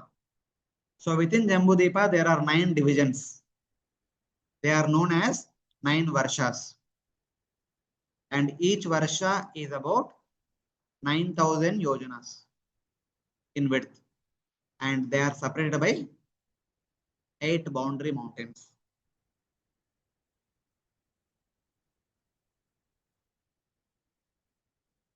So with all these mountains, with all the Varshas, Jambhudvipa looks like this. The Vaibhav described the picture of Jambhudvipa as Tanurvat Samstegnaye Dve Varshe Dakshinottare Dirghani Tatra Chatvari Chaturasram Milavratam. 2 Varshas in the north and south are bow-shaped. 4 other Varshas are long and Ilavata Varsha is square. Bharata Varsha is the south and Uttarakuru Varsha is in the north and are bow-shaped. The 4 long Varshas are Kimpurusha, Hiranmaya, Ramyaka and Hiranmaya. Bhadrashva and Ketumara are also shaped like bows, bordered by Neela and Nishada mountains, running horizontally and entering sea. Anyway, we'll discuss this particular point later on. But so like this. Someone read the translation. Amidst these divisions or Varshas is the Varsha named Ilavarta, which is situated in the middle of the whirl of the lotus. Within Ilavarta is Sumeru mountain, which is made of gold. Sumeru mountain is like the pericarp of the lotus, like a Bhumandala planetary system. The mountain's height is the same as the width of Jambudvipa, or in other words, 100,000 yojanas, 800,000 miles. Of that, 16,000 yojanas, that is 128,000 miles, are within the earth. And therefore, the mountain's height above the earth is 84,000 yojanas, that is 672,000 miles. The mountain's width is 32,000 yojanas, that is 256,000 miles, and at its summit, and 16,000 yojanas at its base. Okay, you can see here. If this entire thing is like the Bhumandala, and different circular petals are different Dvipas. This portion is like Jambhudvipa. In the middle of Jambhudvipa, there is Mount Meru. This Karnika portion is there, na? This is like the mountain. This is called pericarp, and this is called Orl of the lotus. This is Jambhudvipa, and this is Mount Meru in the middle. You can see. This is the entire Jambhudvipa, the middle island, whose width is 1 lakh yojanas. In the middle of that, we have Mount Meru, whose height is also 1 lakh yojanas. Out of 1 lakh yojanas, 16,000 yojanas is inside the Bhumandala, 84,000 yojanas is above the Bhumandala. Normally, mountains are like this. At the base, they are wide, As you go to the pinnacle, it becoming single point, Shikara. But this mountain is like this. At the base, it is small. As you are going upward, it is becoming wider and wider and wider. That is the nature of this Sumeru mountain. So at the base, it is 16,000 yojanas. On the top, it is 32,000 yojanas. The height above the Bhumandala is 84,000 yojanas. By the way, this entire mountain is made up of gold. Gold. चाहिए?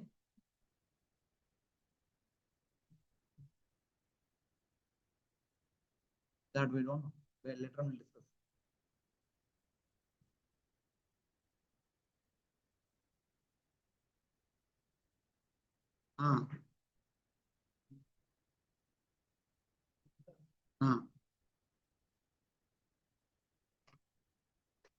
ये ना इधर देखो. This is the lotus. No, 14 lokas are part of that. Bhuloka is only this upper surface of the lotus leaf. This is Bhuloka. The other lokas are inside the Bhumandala. 7 lower planetary systems. Bhuvarloka and Swargaloka are in the stem portion, this intermediate portion. Maharloka, Janaloka, Tapaloka, Pittaloka are in the leaf flower portion.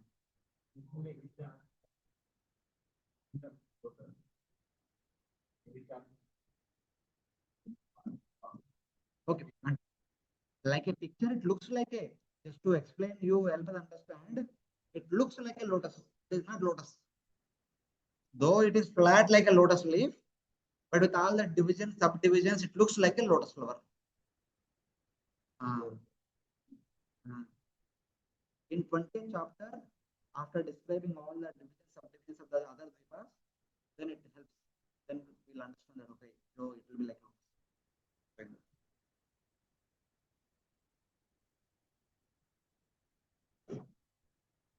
So,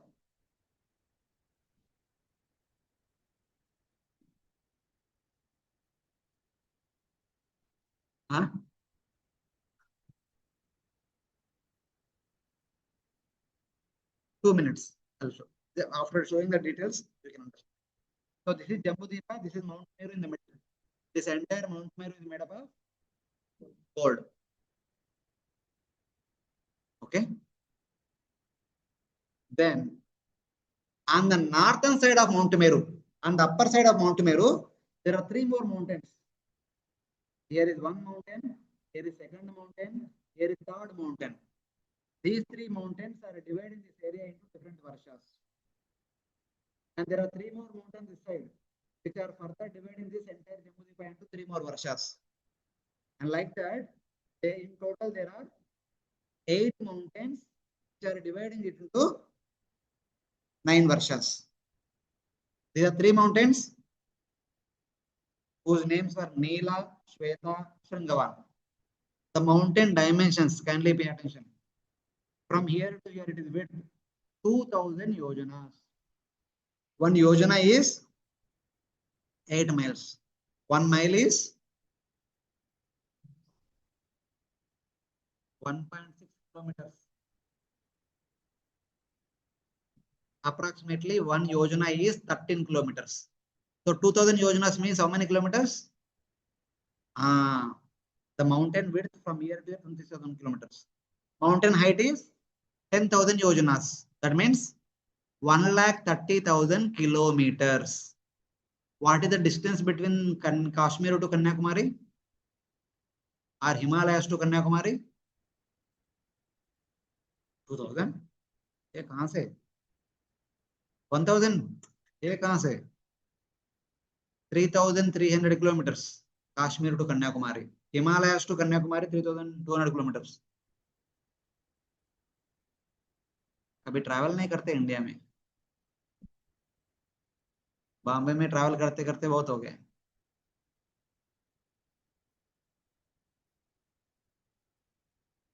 flat के बोल रहा हूँ ना, width 2000 kilometers, 2000 yojanas, height 10,000 yojanas, length will be like 90,000 yojanas.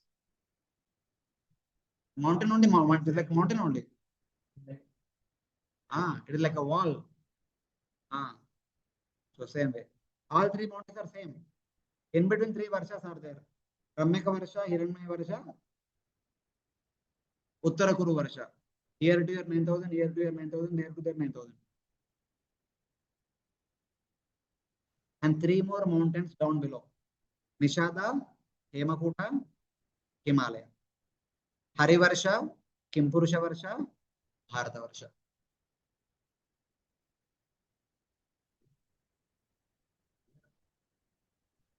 What is Bharata Varsha? India. We don't know. We have to wait until 19th chapter. 19th chapter, it will be revealed what is Bharata Varsha. Until then, no answers.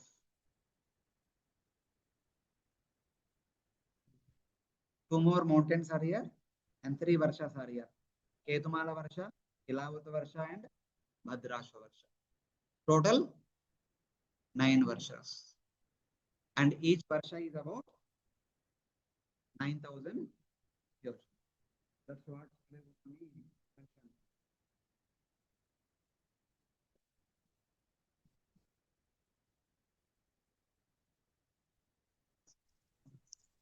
Hare Krishna, Prabhuji, you are not audible.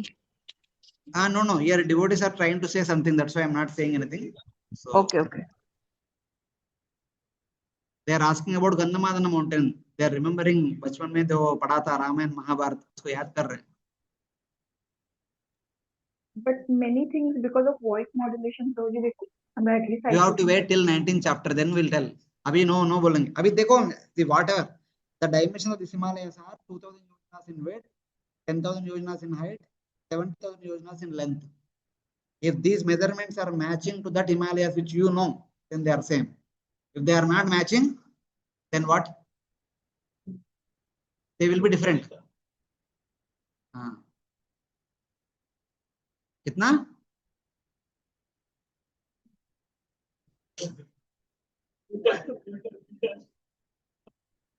सब उल्टा पलटा बोल रहे हैं आज.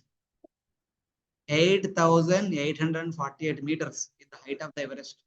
It is just 9 kilometers, not more than that. It is not even 1 yojana. The height of our Himalayas are not even 1 yojana. Here we are talking about one Himalayas whose height is 10,000 yojanas. Where is 1 yojana? Where is 10,000 yojana? जमीन आसमान का फर्क है.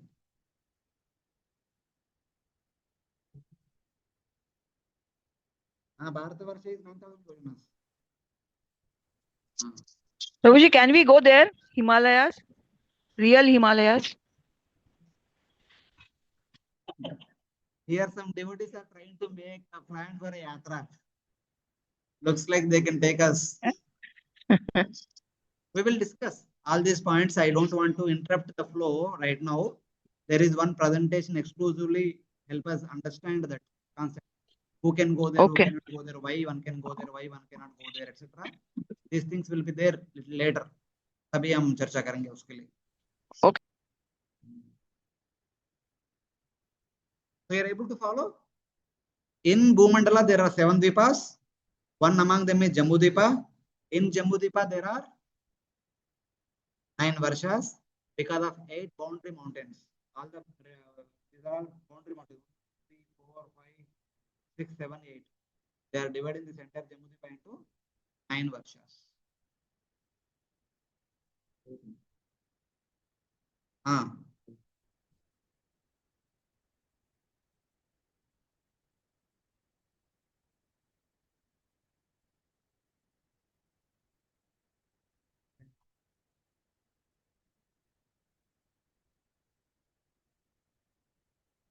See, the mountains might have been there, but they may not be so streamlined. They might have been like arbitrarily. But when the father was dividing property among the sons, he must have streamlined them, he must have arranged them properly. Then he must have divided them across his sons. So, in that way, we have to understand.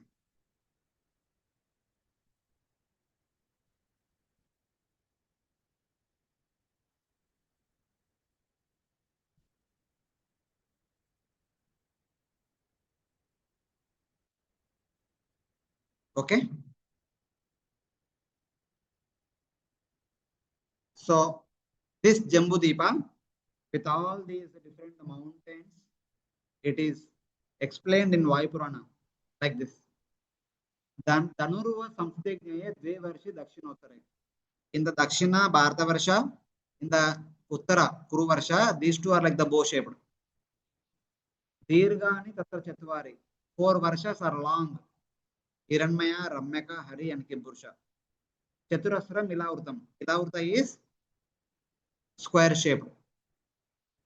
And Ketumala Varsha, Padrasha Varsha are like the bow shaped at the end, running horizontally, entering the sea. Like that, Vaipurana says. A pictorial depiction of the Jambhudvipa is given in Vaipurana like this. Same thing in the Bhagavatam we are doing.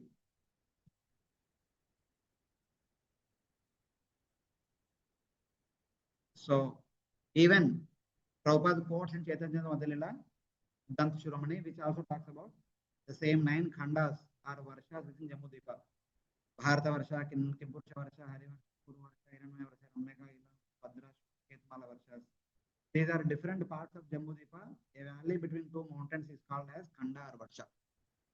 Just like a tract of land between 2 water bodies is called as Dvipa. Similarly, a tract of land between 2 mountains is called Varsha. So here is one mountain, here another mountain. The land between them is called Varsha. So in that. That was the purpose. The mountain becomes like a natural boundary. People from this place to go to this place, it will be very tough. 10,000 yojanas height. You have to climb and you have to come down. Who will do all that endeavor? Garpiraho happily. So in that way. So here,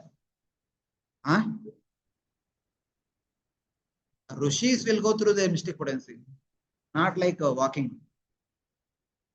So Shri Prabhupada says here, there are so many mountains even on this earth. We do not think that the measurements of all of them have actually been calculated. Example, mountains from Mexico to Caracas. We doubt whether their height, length, and breadth have been properly measured. Therefore, as indicated in Srimad Bhagavatam by Srila Sukadeva Goswami, we should not try to comprehend the greater mountainous areas of the universe merely by our calculations. Srila Sukadeva Goswami has already stated that such calculations would be very difficult even if one had a duration of life like that of Brahma. Therefore, we should simply be satisfied with the statements of authorities like Srila Sukadeva Goswami and appreciate how the entire cosmic manifestation has been made possible by Lord's external energy. The measurements given here, such as 10,000 or 100,000 yojanas, should be considered correct because they have been given by Srila Sukadeva. Kuch doubt hai kya? Our experimental knowledge can neither verify nor disprove the statements of Srimad Bhagavatam. We should simply hear the statements from the authorities. If we can appreciate the extensive energy of Supreme Lord, that will benefit us. If we doubt, that will Samshayatma. It's like that. That doesn't mean that you should not question. Our question should be to understand, not for the existence of these entities. You should not say that. Since I am not seeing it, they should not exist. That should not be the attitude. Instead, the attitude should be, how can I be able to see all of them? Okay, Bhagavatam is describing, it would be better that if we can see, our understanding will become matured. That should be approach. For that, let's see this slide. What is happening here?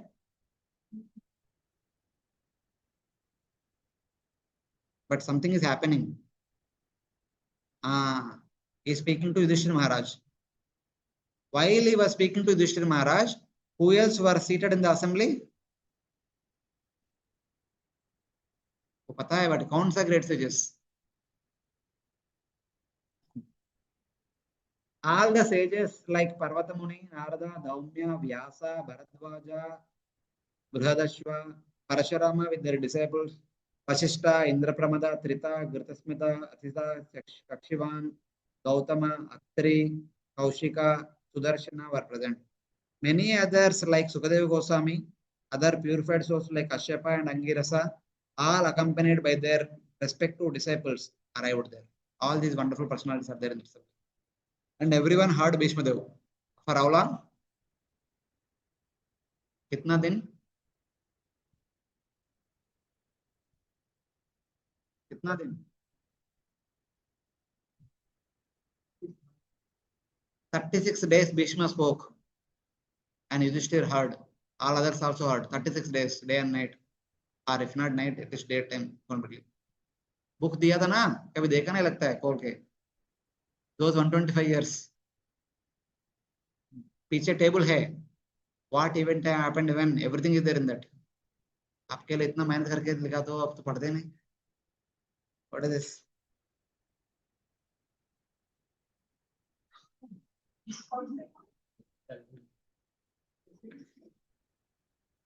So no problem. After Bhishma Dev was born, he went to study for 300 years, literally. First 50 years, he studied under Brihaspati. Then 50 years, he studied under Parashurama about the Vedas. 50 years, he learned archery. Then Mother Ganga brought Bhishma and delivered him to his father Shantanu Maharaj. Then Bhishma said, I want to go for studies once again. Father said, okay, no problem. He went to Brihaspati for another 50 years. He studied all the Vedas 50 years. Then he went to Parashuram, another 50 years, all the Vedas. Another 50 years, all the weaponry. So total 300 years he studied, out of which 200 years all the Vedas he studied, 100 years he studied martial arts. So 200 years उन्होंने पढ़ाई किया. अपना जीवन काल में जो पढ़ाई किया बोलने के लिए एक शिष्य भी नहीं मिला. किसको बोलेंगे बताओ? धृतराष्ट्र सुनता ही नहीं ना. वो एक्ट करते सुन रहा हूं करके, बाद में करते अपना मन से. और दुर्योधन तो वो भी एक्ट भी नहीं करते. For Bheeshma there was no suitable student for whom he can speak what he learnt. For that reason, Lord Krishna orchestrated the entire pastime of this one. Even though everyone was telling Yudhishthir to become king, Yudhishthir did not agree to become the king. I cannot become the king. I don't have any right. For my selfish motivation, I have caused the death of so many warriors in the battlefield. In Akshayuni Sena and so many other helpers, this, that, so many ladies became widows, and children became orphans. All this is because of my ambition of becoming Raja. I don't have any qualities to become the king, like that he said. Krishna spoke, all the Pandavas spoke, all the Rishis spoke, Vyasa spoke, Narada spoke, everyone spoke. Still he was not agreeing. Why? Lord Krishna, Paramatma, not allowing him to agree. And then they said, the Vyasdev said that, forget all these things. Let us go to Bhishma. Whatever Bhishma says, that is the final verdict. You have to follow whatever Bhishma says. Bhishma is still lying on the bed of arrows only to see you as the king of Hastinapur. At least for his sake, you have to become the king. So please come in front of Bhishma like a king. ये वाला like मुकुट धारण करके आ जाओ. So unwillingly he wore the mukut and came in front of Bhishma. And Bhishma says, whatever Krishna says, please follow. You think Krishna to be your maternal cousin. He is not maternal cousin. He is, no, first he says, he is Kala. Then he says, he is Daiva. Then he says, he is Hari. Then finally he says, he is Sarvatma. So like that, different attributes, gradually he developed the concept. Sarvam kalam krutam manne bhavatam yad apriyam. Sapalo yad vashe loke vayoriva ganavali. Whatever happened, it is all happened because of Kala. You are not responsible. The war did not happen because of you. War happened because of Kala. What do you mean by Kala? Kunti Maharani says, Mannetvam Kala Meshanam. Everyone consider you as Kala because you are the Ishvara. You are the Ishvara of the entire universe and you control the entire universe in the form of Kala.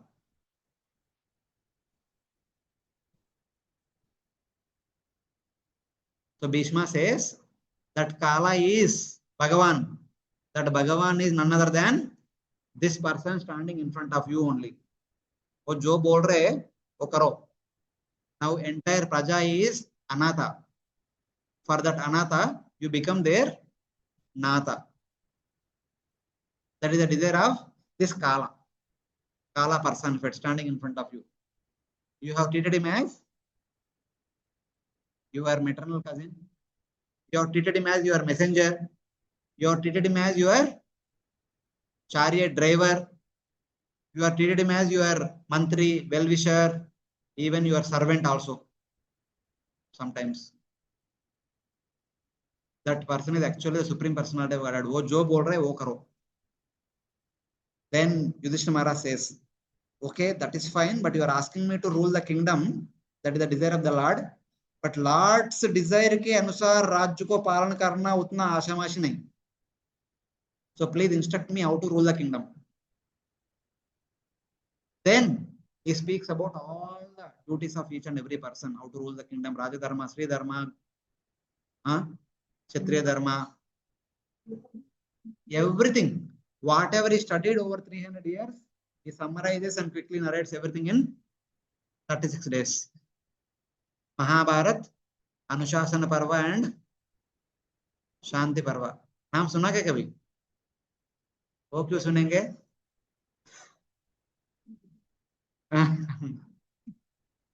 So इन दोनों पर्व में जो भी था 36 days में बताते. That time everyone was there in the assembly. In that, he also talks about, of course, in the Mahabharata, there is a discussion about the entire universe also. Same way, there was another discussion took place just after that. When Parikshit Maharaj was cursed to die in 7 days, he took shelter of Sukadeva Goswami. In that assembly, all these wonderful personalities were there. Atri, Chavana, Sharadvan, Arishtanemi, Bhrugu, Vasishta, Parashara, Vishwamitra, Angira, Parasharama, Pulasya, Tarutaya, Indrapramada. Like this, all these great personalities were sitting here.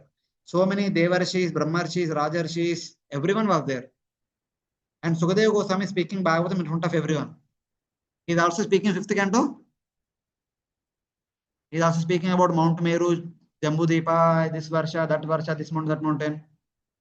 If there is any issue, somebody would have objected. Did anybody objected? That means, is there any issue?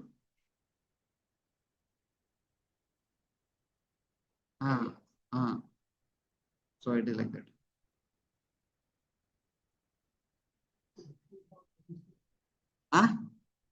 Sorry? Go home and open the book. Book है क्या आपके पास? नहीं तो purchase करो. Book में देखो. सब कुछ है उसमें. When he was fighting, his age was 480 years. That many years he lived. 300 साल पढ़ाई हो गए ना, बाद में 180 साल इसके साथ बिताया था.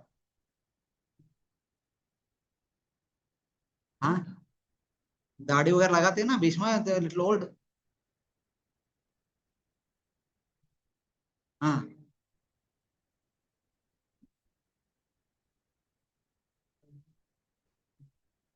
Hey, no, they don't grow old so big.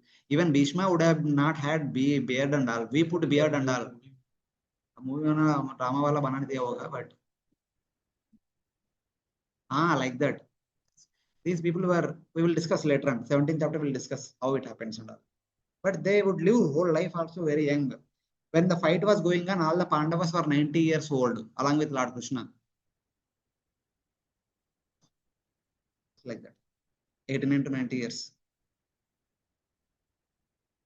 So, that's why Even though the mountain heights and lengths and widths are very huge, beyond our ability to comprehend, still we have to. Why?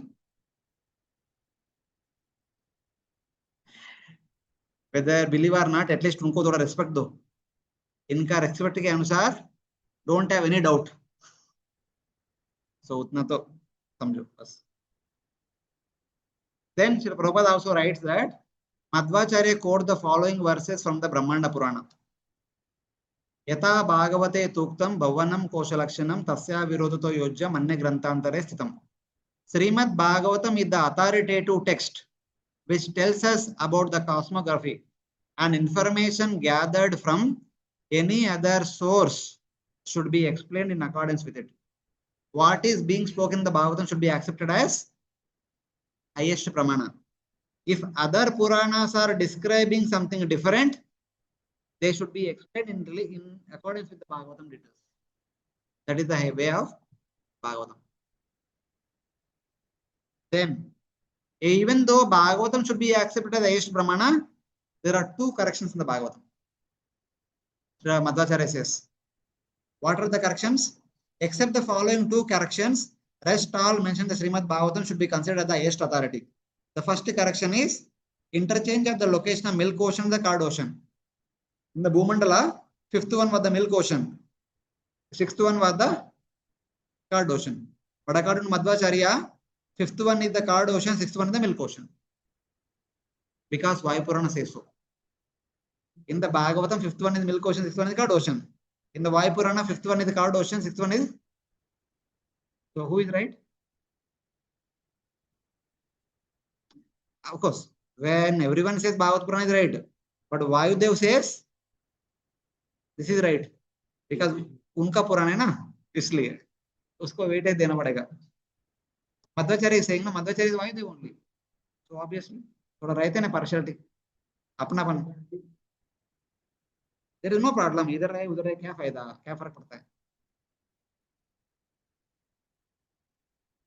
हाँ हाँ. Like that. And then the second correction is size of Rahu, Soma and Ravi are twice to the next one. Rahu, Soma, Ravi namcha mandala di gunoktitam vinaiva sarva munneyam yojana vedatu atratu. So there is one shloka comes in 524:2. The Bhagavatam shloka says Taraner mandalam prataptas tad vistarato yojanayutam. Tarani mandala means Surya mandal. It is seen to be moving in the range of 10,000 yojanas. Yojanayutam means 10,000 yojanas. Achakshate dvadasha sahasram somasya. Soma is dvadasha sahasram. Dvadasha is how much? So normally in our literal understanding 12. But Acharya says you should read it as dvidasha. Because of the grammatical requirement, it is written as dvadasha. But actually it is dvidasha. 2 times 10. 20. The Soma is seen in a range of 20,000 yojanas. Sun will be seen 10,000 yojanas. Soma will be seen 20,000 yojanas. That's what Dvigunoktam na. Rahu, Soma, Ravi namcha mandala Dvigunoktam. If Ravi is 10,000, Soma should be 20,000. If Soma is 20,000, Rahu should be 40,000. That's what. When it is saying Dvadasha, you should read it as Dvidasha. Then Trayo Dasha Sahasram Rahu. Rahu will be Trayodasha means 13, but we should read as 3 times. Then 330, 3 times 10, 30 hota hai. But 40 kaise ho raha hai?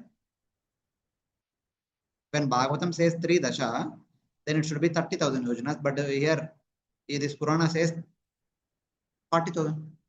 How to understand? We have told this concept in the Prithu Maharaj episode. Tripishta Kapinjala Nyaya.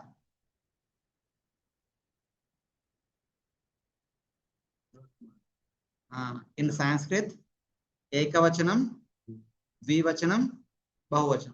There is no 3 Vachanam, Chaturtha Vachanam.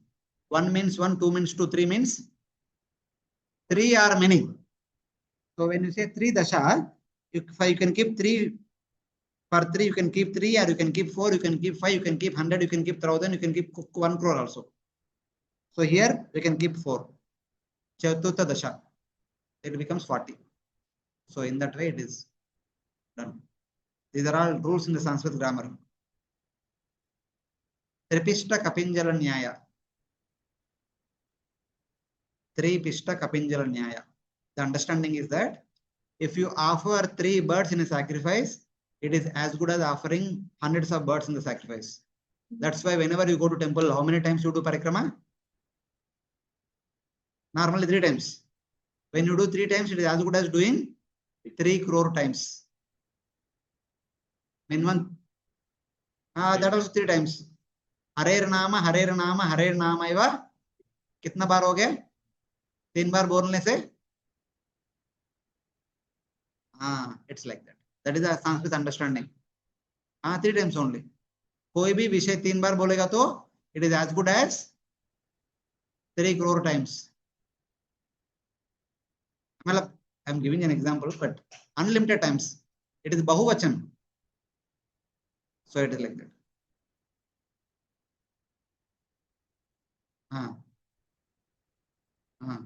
Mridanga, harmonium, and harmonium. Kartal, mridanga, and हो जाएगा. मतलब वो नहीं, कम से कम 3 रहेगा तो 3 is equal to unlimited. So in that way. Okay na? So Hare Krishna, devotees, any questions till now?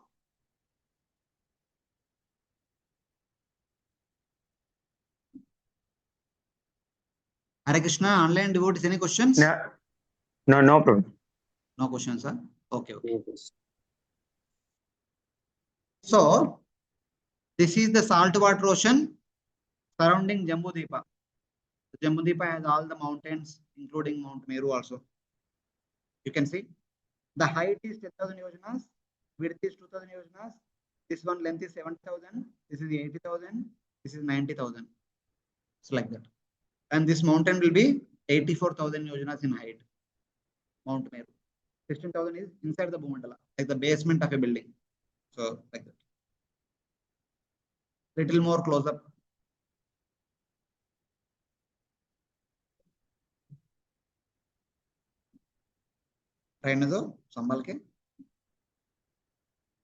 So now, starting from the 11th verse onward, there is a discussion about the Ilavrta Varsha.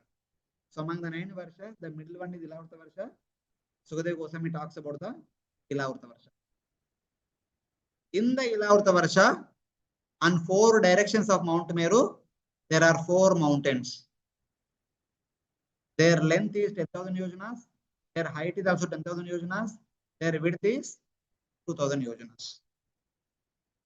On top of these 4 mountains, there are 4 trees standing like flagstaffs. On the red float, Indian flag is there, na? Like that. What are the dimensions of the trees? The tree trunk is 100 yojanas in width. 100 yojanas is 1300 kilometers. From Bombay to Vijayawada. That is the size of the width of the trunk of the tree only. Bombay to Vijayawada. 1300 kilometers. And tree height is 1100 yojanas. Total height. And the branches will go from the trunk to a distance of 1100 yojanas in all directions. These are the dimensions of this tree.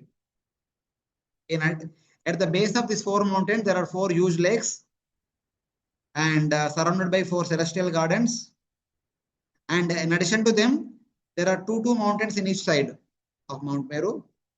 Their dimensions are 2 mountains, 9,000 plus 9,000, 18,000 in length, 2 mountains together, 2,000 yojanas in height, 2,000 yojanas in width. And 20 Kesharachala mountains all around. Their height is as high as Mount Meru, 84,000 yojanas. Ilavrta Varsha. So this is Ilavrta Varsha. In the middle, Mount Meru is there. In the 4 direction, 4 mountains are there. Within the Ilavrta Varsha, these are the 8 mountains. 2 this side, 2 this side, 2 this side, 2 this side. Here to here 9,000. Here to here 9,000. Here to here 2,000. Height is also 2,000. These are the 4 surrounding mountains whose height is 10,000. The only difference is This is 2000 width, this is 2000 width. This length is 9000, this length is 10,000, almost same. But this height is 2000, this height is 10,000.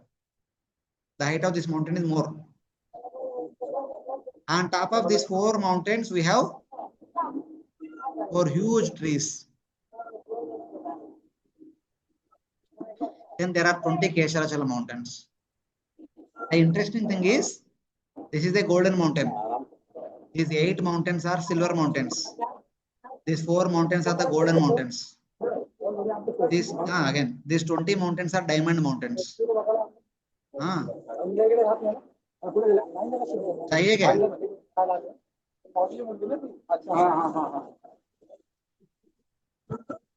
Wait. We'll show. थोड़ा. Patience. Ashtabir एते परिस्थितितो Agneeriva Paritas Chakasi Kanchanagiri.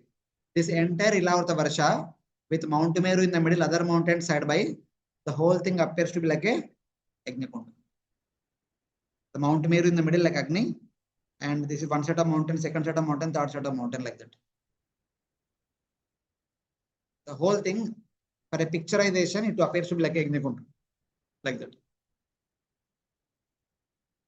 Same. Meru in the middle, the 4 mountains, Mandara, Meru Mandara, Suparshva and Kumada. These are the 4 trees. Mango tree. अभी भी mango मिल रहा है बाहर? खत्म हो गया क्या? This is Jambu tree. Today we call it as Jamun tree. This is Kadamba. This is Banyan. Banyan tree. At the base of these 4 mountains, we have 4 lakes and gardens. This lake is filled with milk. This lake is filled with honey. This lake is filled with sugarcane juice. This is filled with pure water. This is the Nandana garden. This is Chitraratha, Vibrajata, Sarvatobhadra. अलग-अलग gardens. Ilavarta Varsha लोगों के लिए. Obviously. Now, the Devatas are Devata-like beings come and sport and spend good time in these lakes and gardens along with their family members, friends and relatives. These are all picnic spots. Ilavarta Varsha is universal picnic spot. Ilavarta Varsha only we are talking about. Universal picnic spot. Kardama Muni, after making aerial mansion for Devahuti, he took her to Ilavarta Varsha only. बाद में उधर भी गया, but पहले इधर ही आया. हाँ.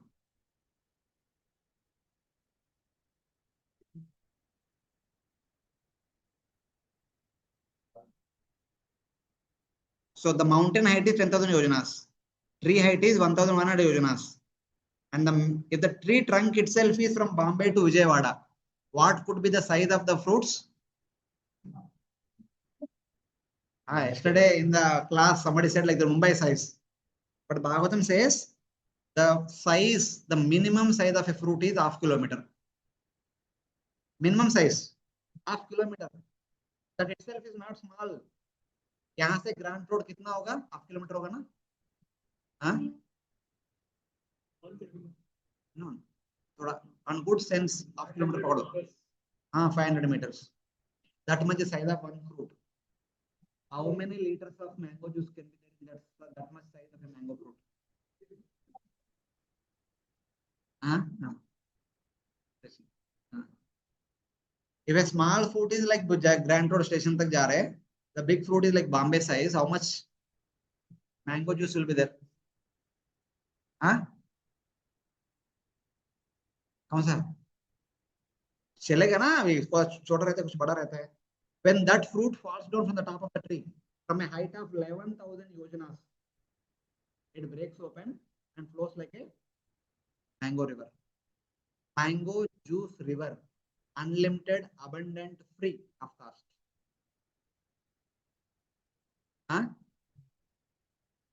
बना सकते हैं. And those who drink this mango juice, it is so pure.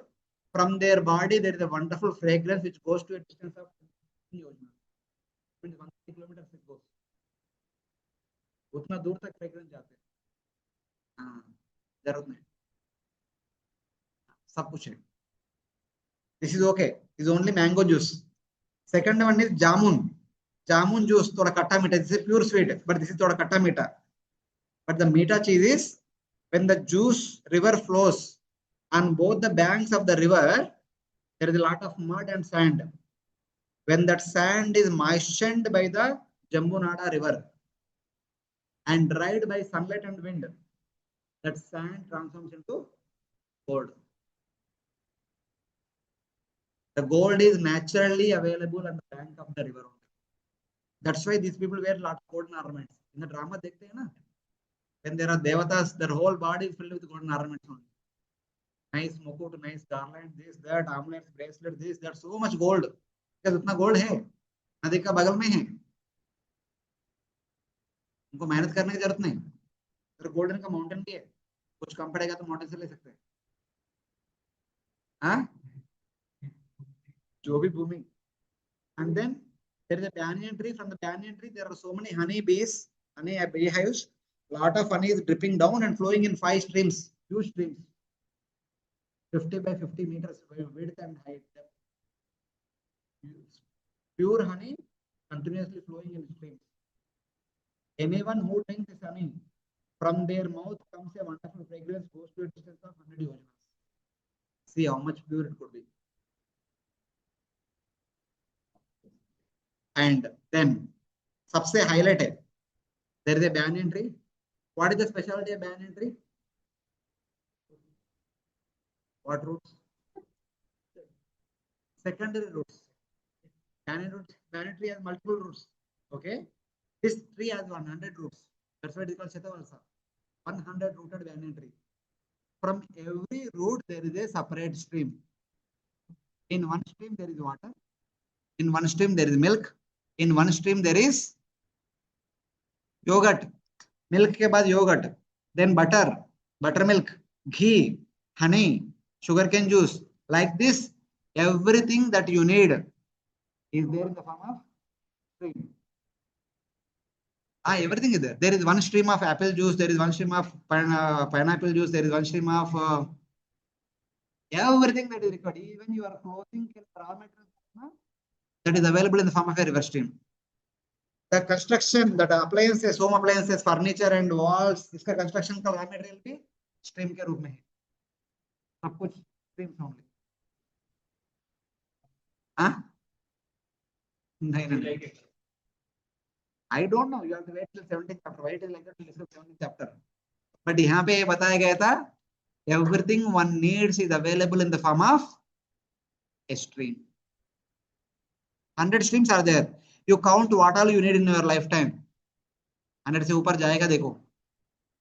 जाएगा क्या 100 के ऊपर?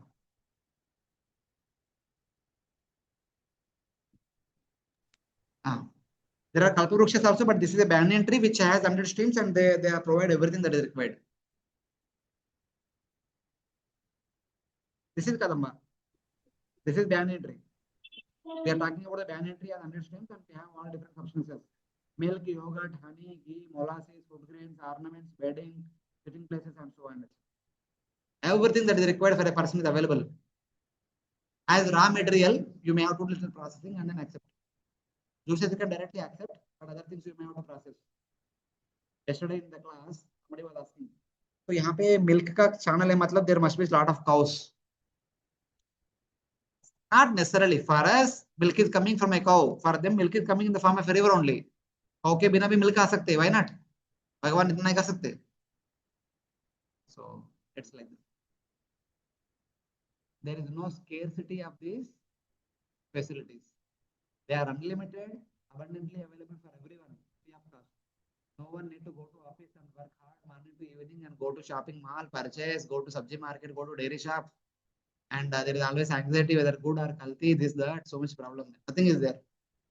Everything is pure, free of cost, abundant, unlimited. Jambhudvipa only. Isn't Jambhudvipa only is out the Varsha? These are the other 8 mountains. They are the 20 Kesarachala mountains. Diamond. They are all diamond mountains. People are living all over Varsha. Devata-like beings. Yeah, somewhat like that. We'll discuss. 17th chapter will talk about more details. Right now it is talking about the place. Later on the people will be described. Hare Krishna, Prabhuji. Ah, yes, Mataji. No. It is a Sumeru mountain is completely made up of gold, pure gold, no covering. Prabhuji, why only one tree is there on each mountain? Of course, there may be many trees also, but this tree is one special tree.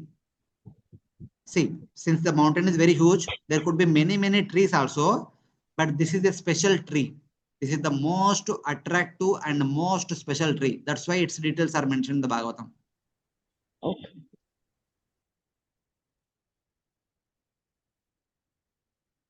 And biggest tree we can say. There may be other trees which are small in size.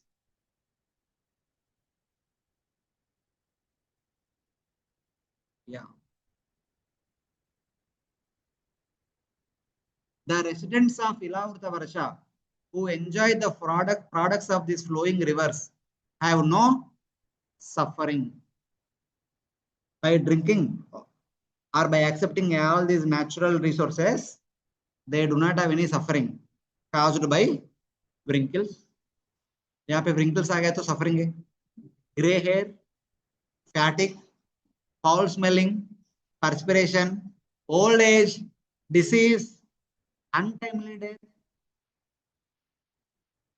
cold, heat, loss of luster, or other troubles. Adhyatmika, Adi Bhautika, Adi Devika Kleshas. They all live their whole life with unlimited happiness. This is the Ilavrita Varsha. चाहिए क्या?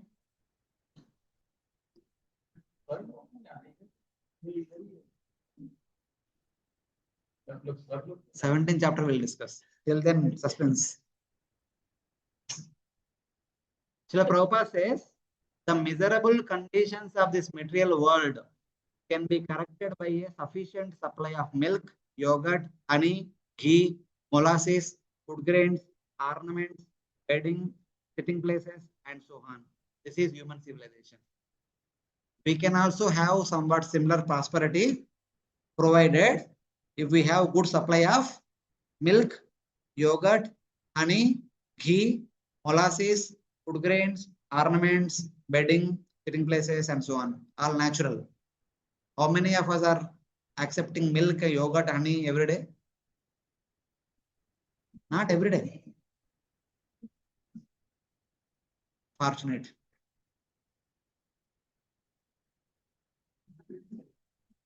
Huh? I said one point. Natural, not artificial food grains. Even milk also.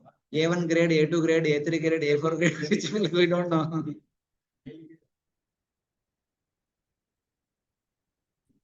Natural, without any paint on it, without any polish on it.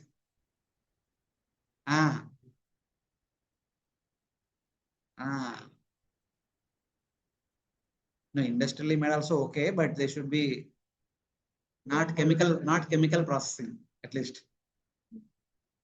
Ample food grains can be produced through agricultural enterprises, and profuse supply of milk, yogurt, and ghee can be arranged through cow protection. Abundant honey can be obtained if the forests are protected. But otherwise, what we are doing, unfortunately, in modern civilization, men are busy killing the cows that are the source of yogurt, milk, and ghee. Busy opening factories to manufacture nuts, bolts, automobiles, wine, and other things. And they are busy cutting down the trees that supply honey instead of engaging in agriculture, etc. ये तीन करने के बिना हम ये तीन कर रहे हैं अभी. Instead of doing agriculture farming, घर छोड़ के, गांव छोड़ के, मुंबई में आके जॉब कर रहे हैं. हाँ. Software, hardware, semiware, this ware, that ware. How can people be happy? They must suffer from all miseries of materialism. What are the miseries? wrinkles, gray hair, fatigue, foul smelling, perspiration, old age, disease, untimely death, cold, heat, loss of luster, and troubles. These are all inevitable. If we don't do these three, do these three. If people actually want happiness in this life and want to prepare for the best in the next life, that is to go back home, back to Godhead, they must adopt a Vedic civilization where there is a full supply of all the necessities mentioned above. Cow products, agricultural products, honey products. If these are there, fine. Cow products or agricultural products are for eating and nourishment. Honey is for the medicine. In the past, any Ayurvedic medicine would be administered through honey. Since nowadays there is no honey, they are not administering through honey. Honey is the best medicine actually.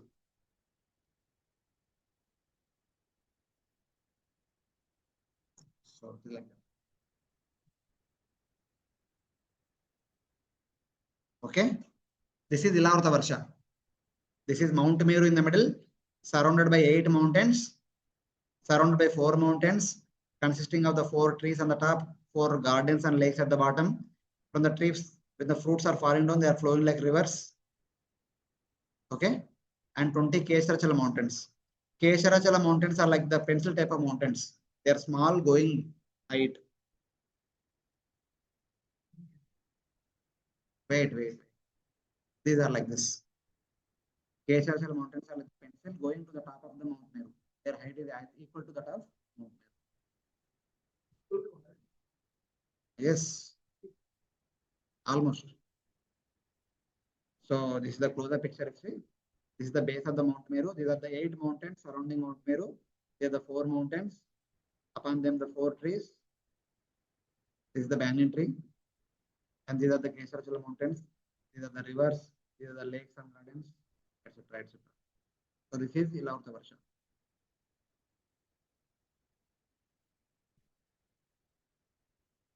So these are the 20 Kesarachala mountains. Their height is almost same height as Meru Parvata.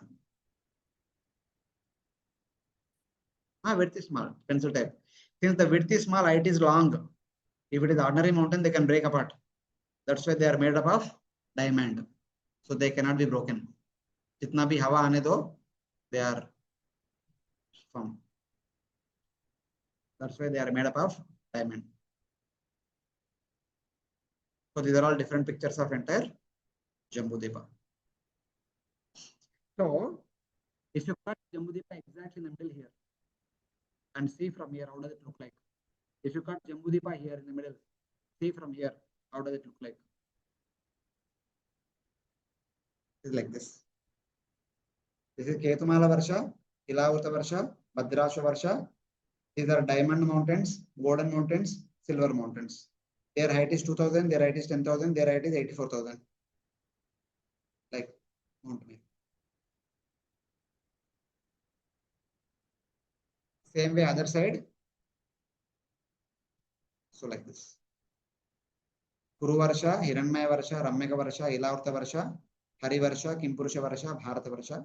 And these are the mountains in between. And these are mountains within Ilavrta Varsha. Silver mountain, golden mountain, diamond mountain.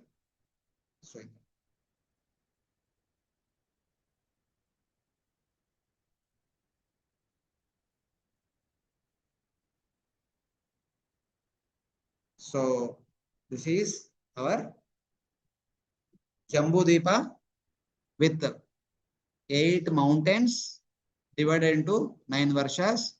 Among the 9 varshas, the middle varsha is Ilavrta Varsha.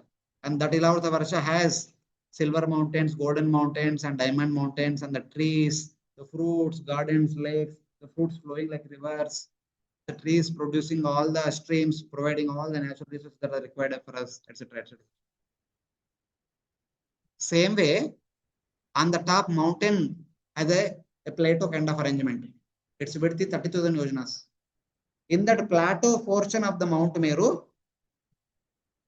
there are 9 townships. Brahma's township in the middle. The other 8 Lokapalas have 8 townships surrounding. These are not their permanent residences. Instead, these are not exactly a holiday. These are their meeting places.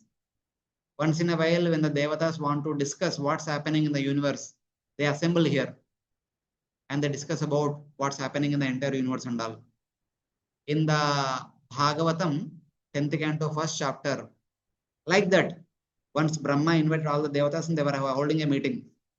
During that meeting, Mother Earth assumed the form of a cow and came and reported to Brahma saying that I am overburdened by the asuras in the form of kings. Please do the needful. Then Lord Brahma took all the devatas, including Lord Shiva and everyone, including Mother Cow, to Shvetadvipa and reported to Shirodaksha Vishnu. And Shirodaksha Vishnu said that no problem. Very soon I am appearing as the son of Devaki Vasudev. May all of you also appear in Kuru dynasty and Yadu dynasty in order to assist in my pastimes. That Leela took place on top of this Mount Meru.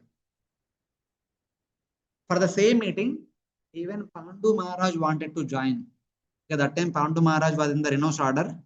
With his 2 wives, he was staying there after renouncing the kingdom of Vanaprastha. So all the sages were going to Mount Meru. The meeting was going on. So Pandu also want to join. He want to go along with them.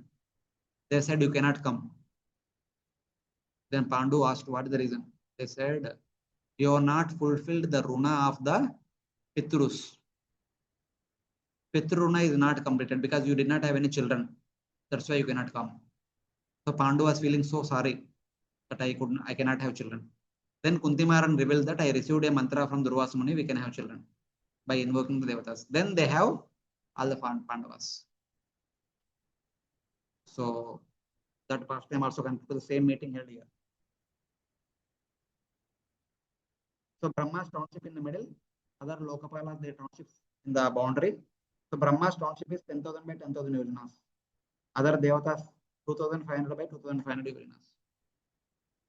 So all the devatas will come, they are accommodated in the remaining places and they all meet in Brahma's township, they discuss and then they disperse. Yeah, Lord Shiva is also one of the Lokapala.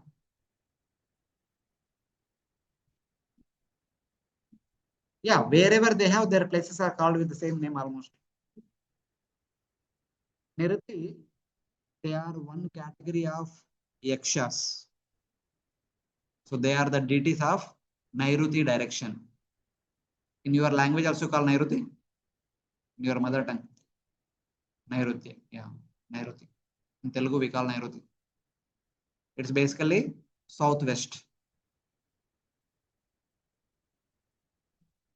So according to Vastu, because southwest is the direction of the yakshas, they should be kept under control. Southwest should be heavy. So that there is a lot of weight upon them.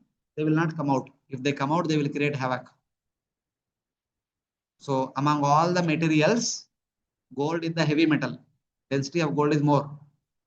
The gold should be kept in Alamara. The Alamara should be kept in the southwest corner. So that they will be this thing.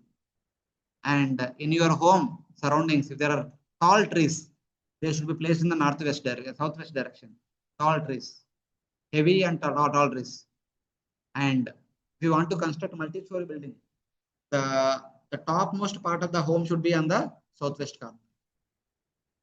Basically, that side it should be heavy, southwest corner. So, in that way, they are called one category of yakshas. So these are their townships. Somewhat things like this. Imagine like this. Okay. Any questions till now? Hare Krishna, devotees?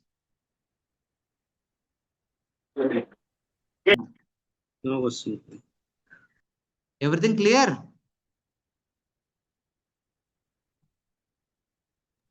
It's interesting, Prabhuji, but just to assimilate everything, it will take time. Also, we are going very slow. Yes, Prabhuji. It's clear whatever, but then until and unless we read again once and just again, then only we will able to know. Okay, no problem. No problem. Yeah. Yes, Prabhuji. Yeah, that is true. whatever we hear for the first time, it may not make sense. So we need to run through once again, 2 or 3 times, then it will make sense. So this is about Jambhudvipa from chapter 16, not 17. Then from chapter 17, there is a discussion about the descent of Ganga, how Ganga descended and how Ganga flowing through all the varshas of Jambhudvipa. That is also described briefly in the 17th chapter of the 5th canto. When Lord Vamana became Trivikrama, asking for 3 pieces of land. With one step, he occupied the entire Bhumandala. Along with Bhumandala, Bhuvarloka, and Bhuvarloka, Atala, Vitala, Sutala, they also occupied. With the second step, he occupied Bhuvarloka, Swargaloka, Maharloka, Janaloka, Tapaloka, Satyaloka. And also, by the way, as he was covering all these upper planetary systems, the toenail touched the universal shell. So for a momentary time, there is a crack in the universal shell. The causal ocean, which was outside the universe, entered into our universe like this. The universe is floating in the Karana Sagara. That Karana Sagara entered into our universe as a small stream. Till now, in Satyaloka, Brahma was in Samadhi. But when suddenly Lord's feet hits the shell, it might have produced a lot of sound. For that sound, Brahma's meditation broke. When he opened his eyes, in front of his eyes, huge lotus feet of the Lord is there. Then he realized what is happening. In the meantime, water came in. Then he collected the water in his Kamandalu. With the same water, he washed the lotus feet of Lord Vishnu. Then that water became known as Bhagavat Padi. It is the Charanamruta of Trivikrama. That's why it became Bhagavat Padi. Then, passing through Satyaloka, it came to Tapaloka, then Janaloka, then Maharloka, then finally it came to Dhruvaloka. Originally, Dhruvaloka was known as Vishnupadi because it was the abode of Kshirodakashai Vishnu. Dhruva Maharaj performed tapasya, seeking what? What was the desire of Dhruva Maharaj? What he wanted? What is that? What greater than? Kingdom? Place? It is neither place nor kingdom. It is position. What was the problem between him and his stepmother? What happened? Why Dhruva was going to perform tapasya?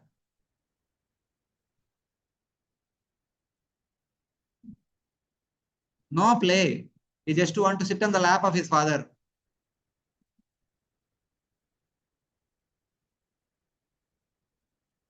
No.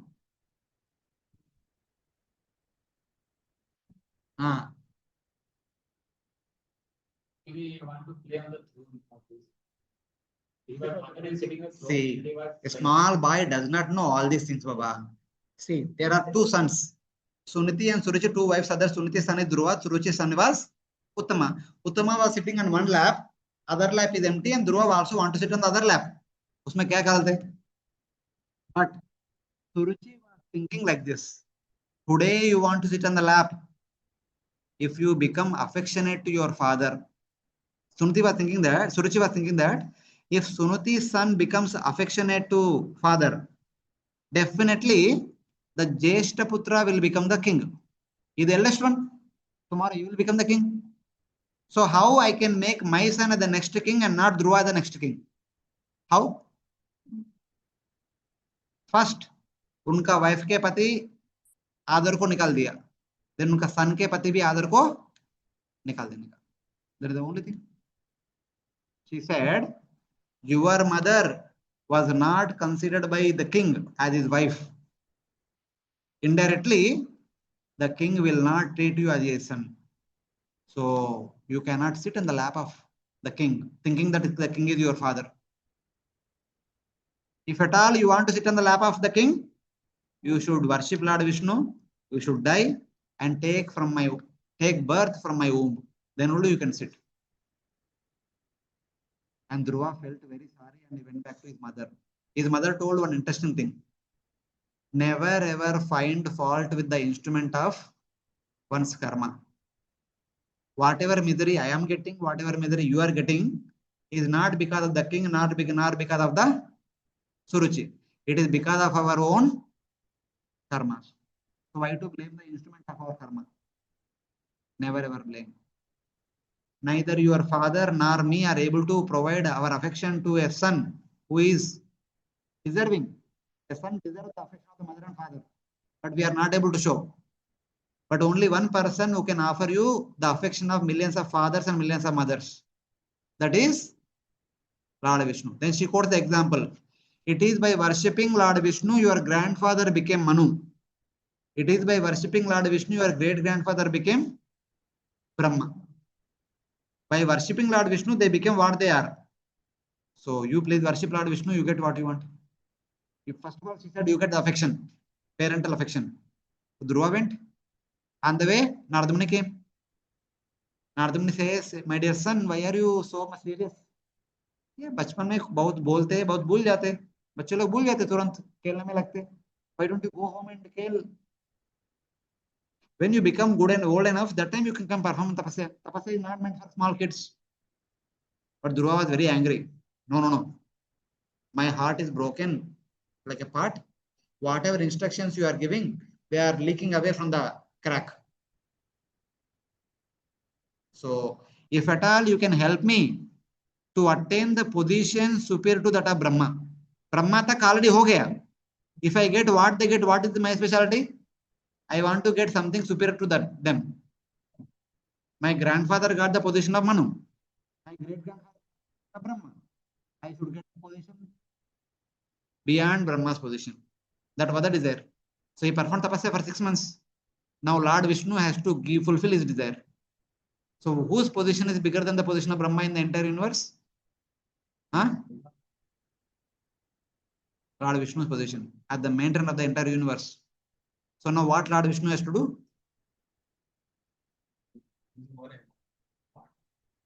Position देना मतलब office को भी देना है, quarters को भी देना पड़ेगा.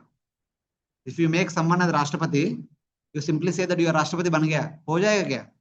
उनको ऑफिस देना पड़ेगा, रहने का घर देना पड़ेगा, सब कुछ, कानवाई देना पड़ेगा, सब कुछ देना पड़ेगा ना. Same way, the place where Kshodaksha Vishnu was staying, he has given that place to Dhruva. He has given that office to Dhruva. He has given that position to Dhruva. Now, it is Dhruva who is maintaining the entire universe on behalf of Lord Vishnu. अपना घर को दे दिया ना, अभी वो कहाँ रहेंगे? Where will he stay? कहाँ बनाएंगे? छोड़ के कहाँ जाएंगे? ब्रह्मांड को फैला देंगे. So in that Dhruvaloka, there was an ocean, milk ocean. In that milk ocean, he created a new island, artificial island. That it was not there before. He created now. That island is known as Shvetadvipa. Shvetadvipa. So in that Shvetadvipa, currently, Kshirodaksha Vishnu is residing. Kshirosagar पहले से था. जैसे क्षीरसागर पहले से था, उसका बीच में एक आइलैंड को बनाया था. वो आइलैंड के अंदर भगवान विष्णु रहते हैं अभी, क्षीरोदक्ष विष्णु. देखो क्या करना पड़ता है. एनफ ना, छोटा करे तो कोई मानेंगे, कोई पूछेंगे नहीं. हाँ, स्वर्गलोक में आते. इट इज पार्ट ऑफ स्वर्गलोक. Yes. Hare Krishna, Prabhuji. Yes, Mataji. Prabhuji, that Dhruvaloka is situated below Satyaloka. No. It is situated below Maharloka. See, Satyaloka is somewhere here. After Satyaloka, the Ganga comes to Tapaloka, then the Janaloka, then Maharloka, then comes to Dhruvaloka. But Prabhuji, the Brahmaji's loka, that is Brahmaloka is above the Dhruvaloka then. No problem. See, it is not that just by height wise, if you are above, you are top. Not like that. Wherever Lord Vishnu is there, that is the best place. Okay. So it is like that. No need to worry about that geographical locations. Wherever the topmost person is there, that is the best place. Okay. That is Dhruva. That is Dhruvatara. That is Dhruvaloka. Same. That Dhruvatara only we see na every day. If we happen to see, we see.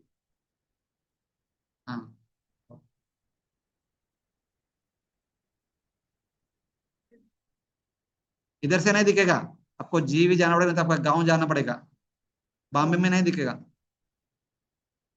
इतना brightness है इतना surrounding में अंधेरा में देखना चाहिए in our surrounding we should have darkness so that we can see sky clearly Bombay में पूरा स्ट्रीट लाइट रहता है ना इसलिए हम देख नहीं सकते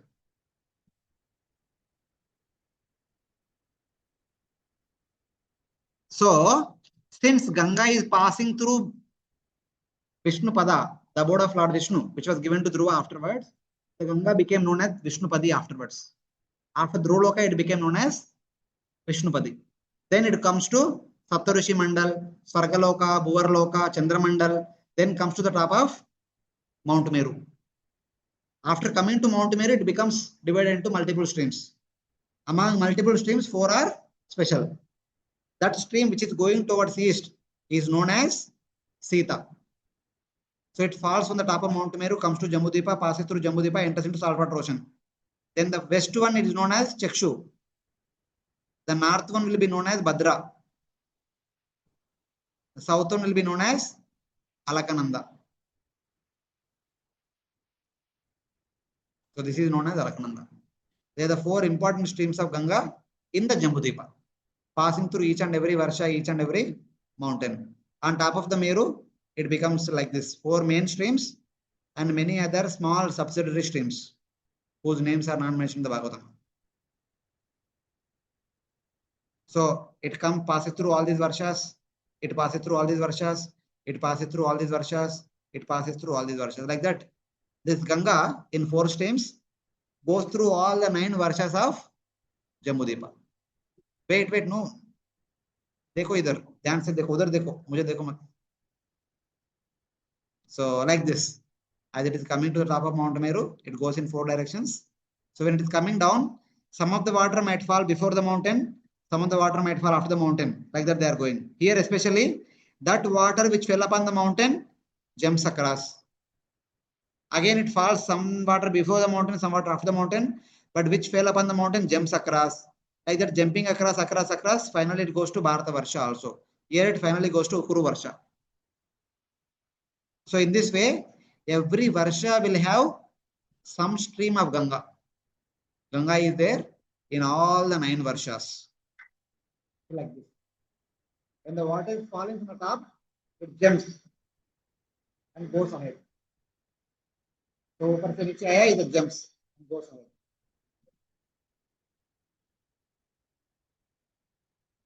वही जा रहा है ना, वही दिखा है.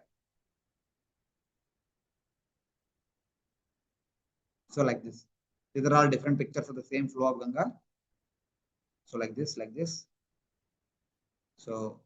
this. So in this way, every Varsha, Ganga is there. When did Ganga appear? When did Lord Vamana appear?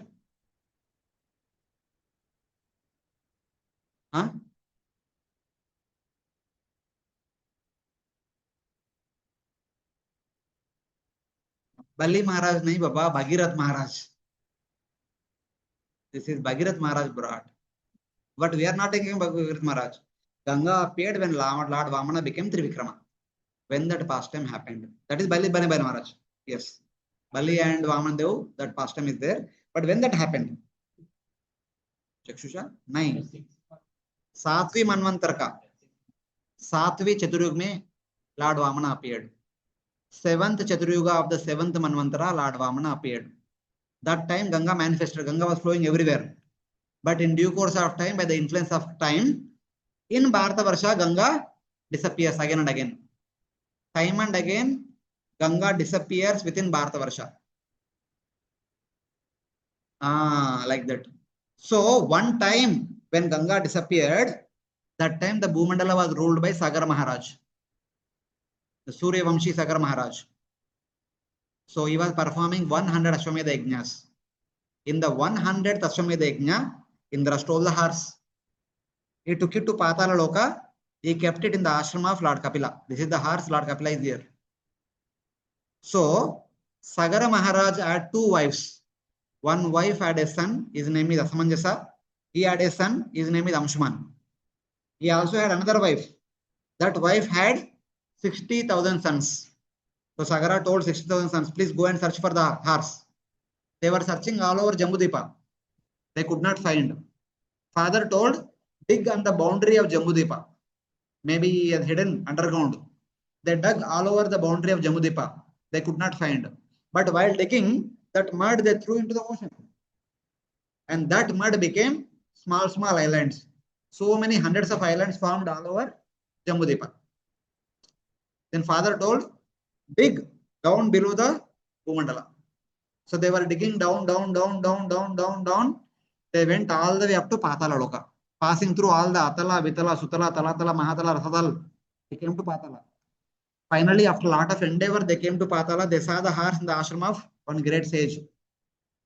They thought that this fellow stole the horse and sitting happily here doing meditation. Humko itna trouble diya. They are very angry. They took out their sword, wanted to chop off the head of Lord Kapila. Because they found fault with Lord Kapila without no reason. The Agni element increased and burned them alive. So these are all their ashes. Their bones and ashes you can see. So since they were not returning, father was worried. What happened? He sent his grandson, Amshuman, go and find out your uncles. Amshuman, following the tunnel which they dug all the way up to Patala Loka, came down to Patala. Then he saw Lord Kapila, he saw the horse, he saw all the ashes, he understood what had happened. Then he prayed to Lord Kapila to pacify Lord Kapila. Then he requested Lord Kapila permission to take the horse.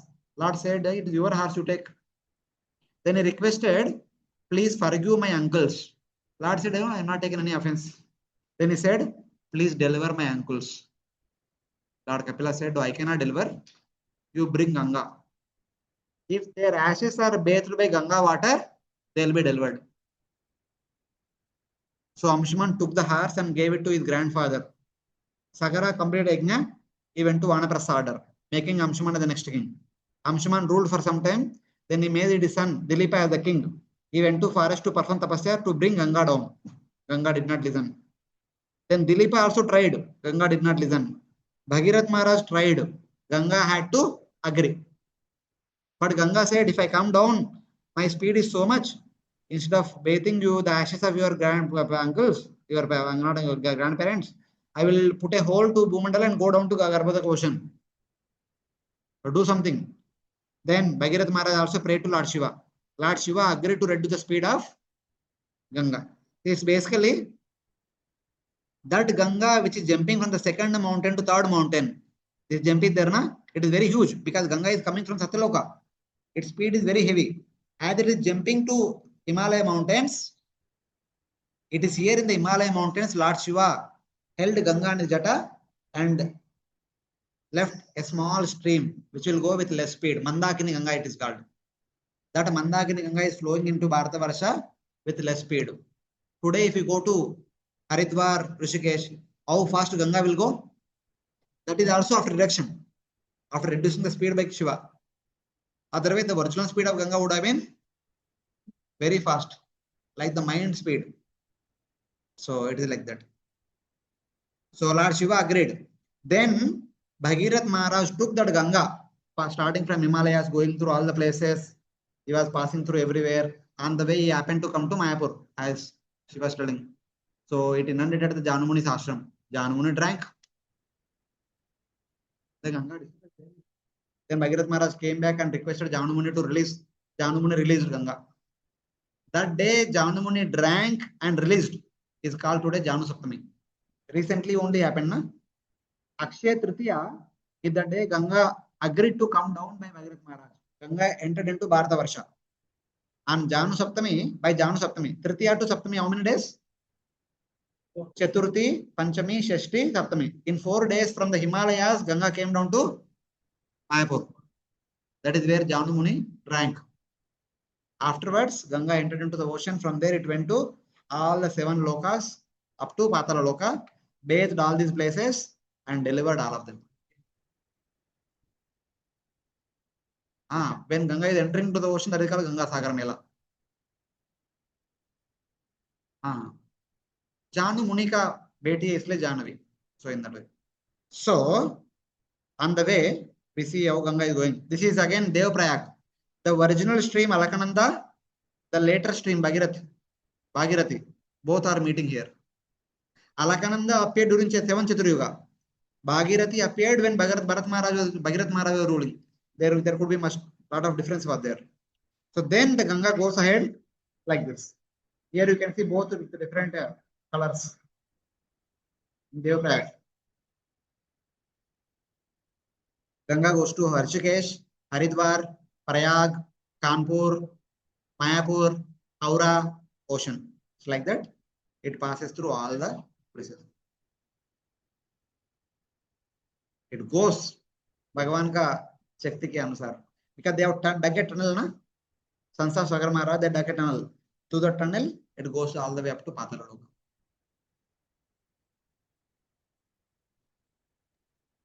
Within the ocean, it goes down to Patalaloka. Where exactly happens, I don't know. वो होगा कहाँ पे होगा कैसे होगा I don't know. Is there in Patalaloka? Hare Krishna, Prabhuji. Yes, Mataji. Prabhuji, why Kardama Muni was doing tapasya? Not Kardama Muni. Kapila. Oh, Lord sorry. Kapila was Kapila. doing tapasya there. Yeah. Because But why in the Patal Loka? Can't hear you, Prabhuji. Patalaloka is the abode of snakes, and no one will come and disturb him there. That's why he wanted to perform tapasya in a seclusion. That's why he went all the way there. Oh. But the serpents will not disturb him. Why would they disturb him? He is the Supreme Lord only, the Paramatma in the heart of everyone. Why would the snakes will disturb him? Because snakes are there, others will not disturb him. Snakes will protect him. Okay. वो तो अलग बात है, but finally the last slide for this discussion. So while the sons of Sagara Maharaj were digging all around Jambhudvipa, they threw the mud in. A lot of islands were formed. So like this, there are so many islands were formed all around Jambhudvipa. But among them, 8 islands are special. Swarnaprishta, Chandrashukla, Mandaraharina, Avartana, Ramanaka, Panchajanya, Simhala, and Lanka.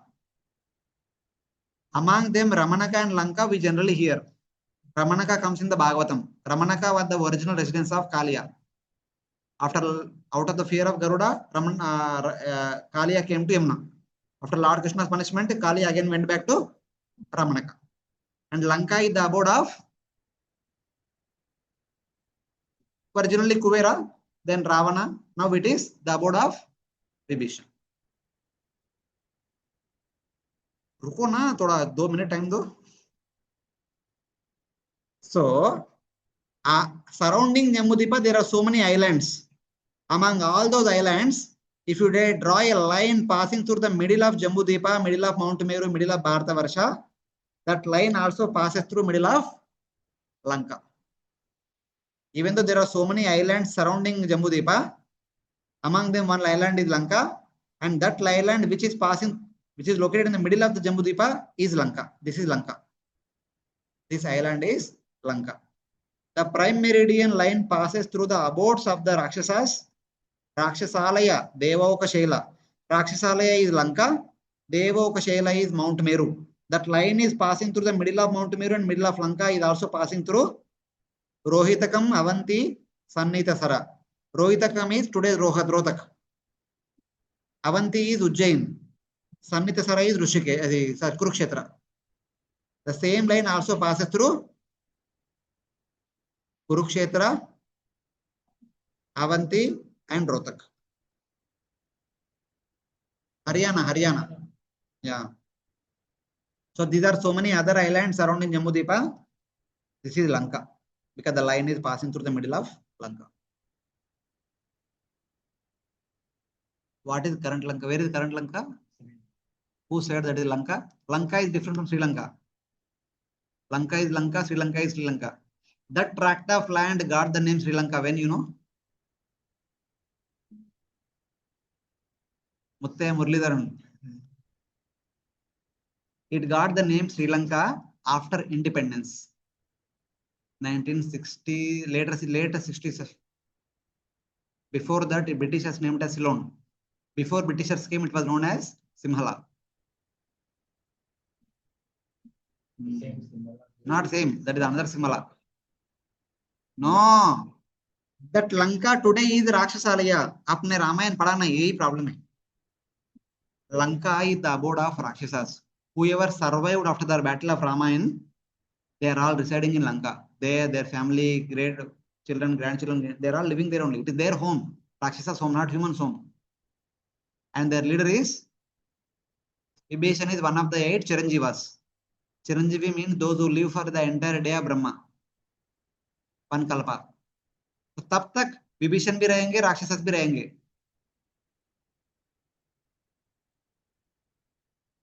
It is surrounding Jambhudvipa. This is Jambhudvipa. Surrounding Jambhudvipa, there are so many islands, and that island which you look at just below Bharatavarsha is Lanka. This is Lanka, and the distance between the Bharatavarsha and Lanka is 100 yojanas, through which the Vanaras constructed the bridge. 100 yojanas is 1300 kilometers. That is the distance. Then how can it be Lanka? 1300 is the distance of bridge. That is the distance the bridge is constructed. Rameshwaram to Lanka is 1300 kilometers.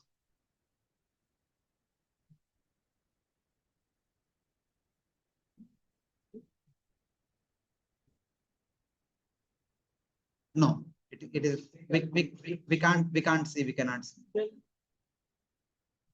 is not underwater, not outside water. It is in a subtle realm. We can't see.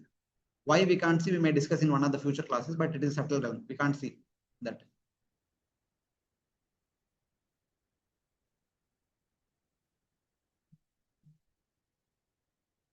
Okay, so what?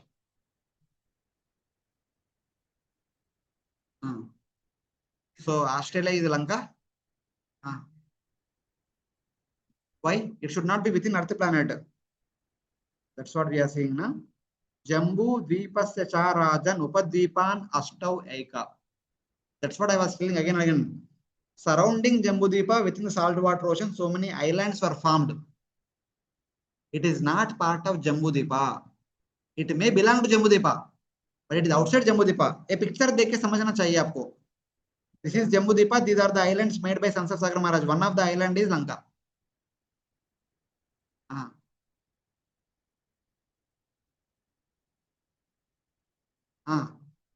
1300 100 yojanas. Yes.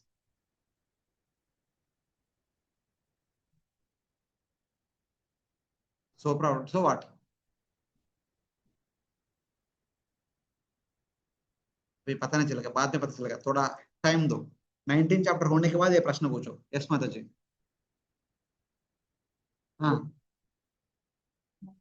आपने जीवी visit किया?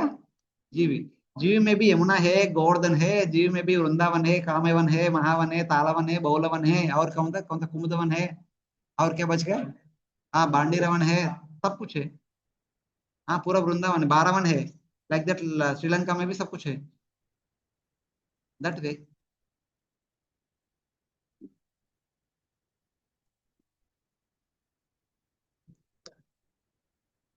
What? Setu, Ram Setu. Ram Setu is going to Lanka via Sri Lanka. Why? What is the problem? नहीं जा सकते क्या ऐसा? Rameshwaram to Lanka on the way via Sri Lanka.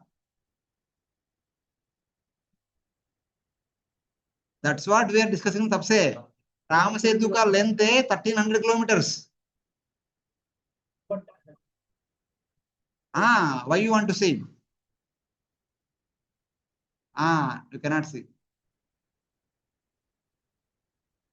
No. Why symbol? Sri Lanka is part of the Bharatavarsha. It is integral part of Bharatavarsha only. Exact history हमको पता नहीं, हमको पता चलना चाहिए actually when exactly this all these places are made. Okay, Hare Krishna. ग्रंथराज श्रीमद् भागवतम की जय, श्रील प्रभुपाद की जय, अनंत कोटि वैष्णव भक्तवृंद की जय। 3 घंटा होने दो। So it is like this only from now on till the end of the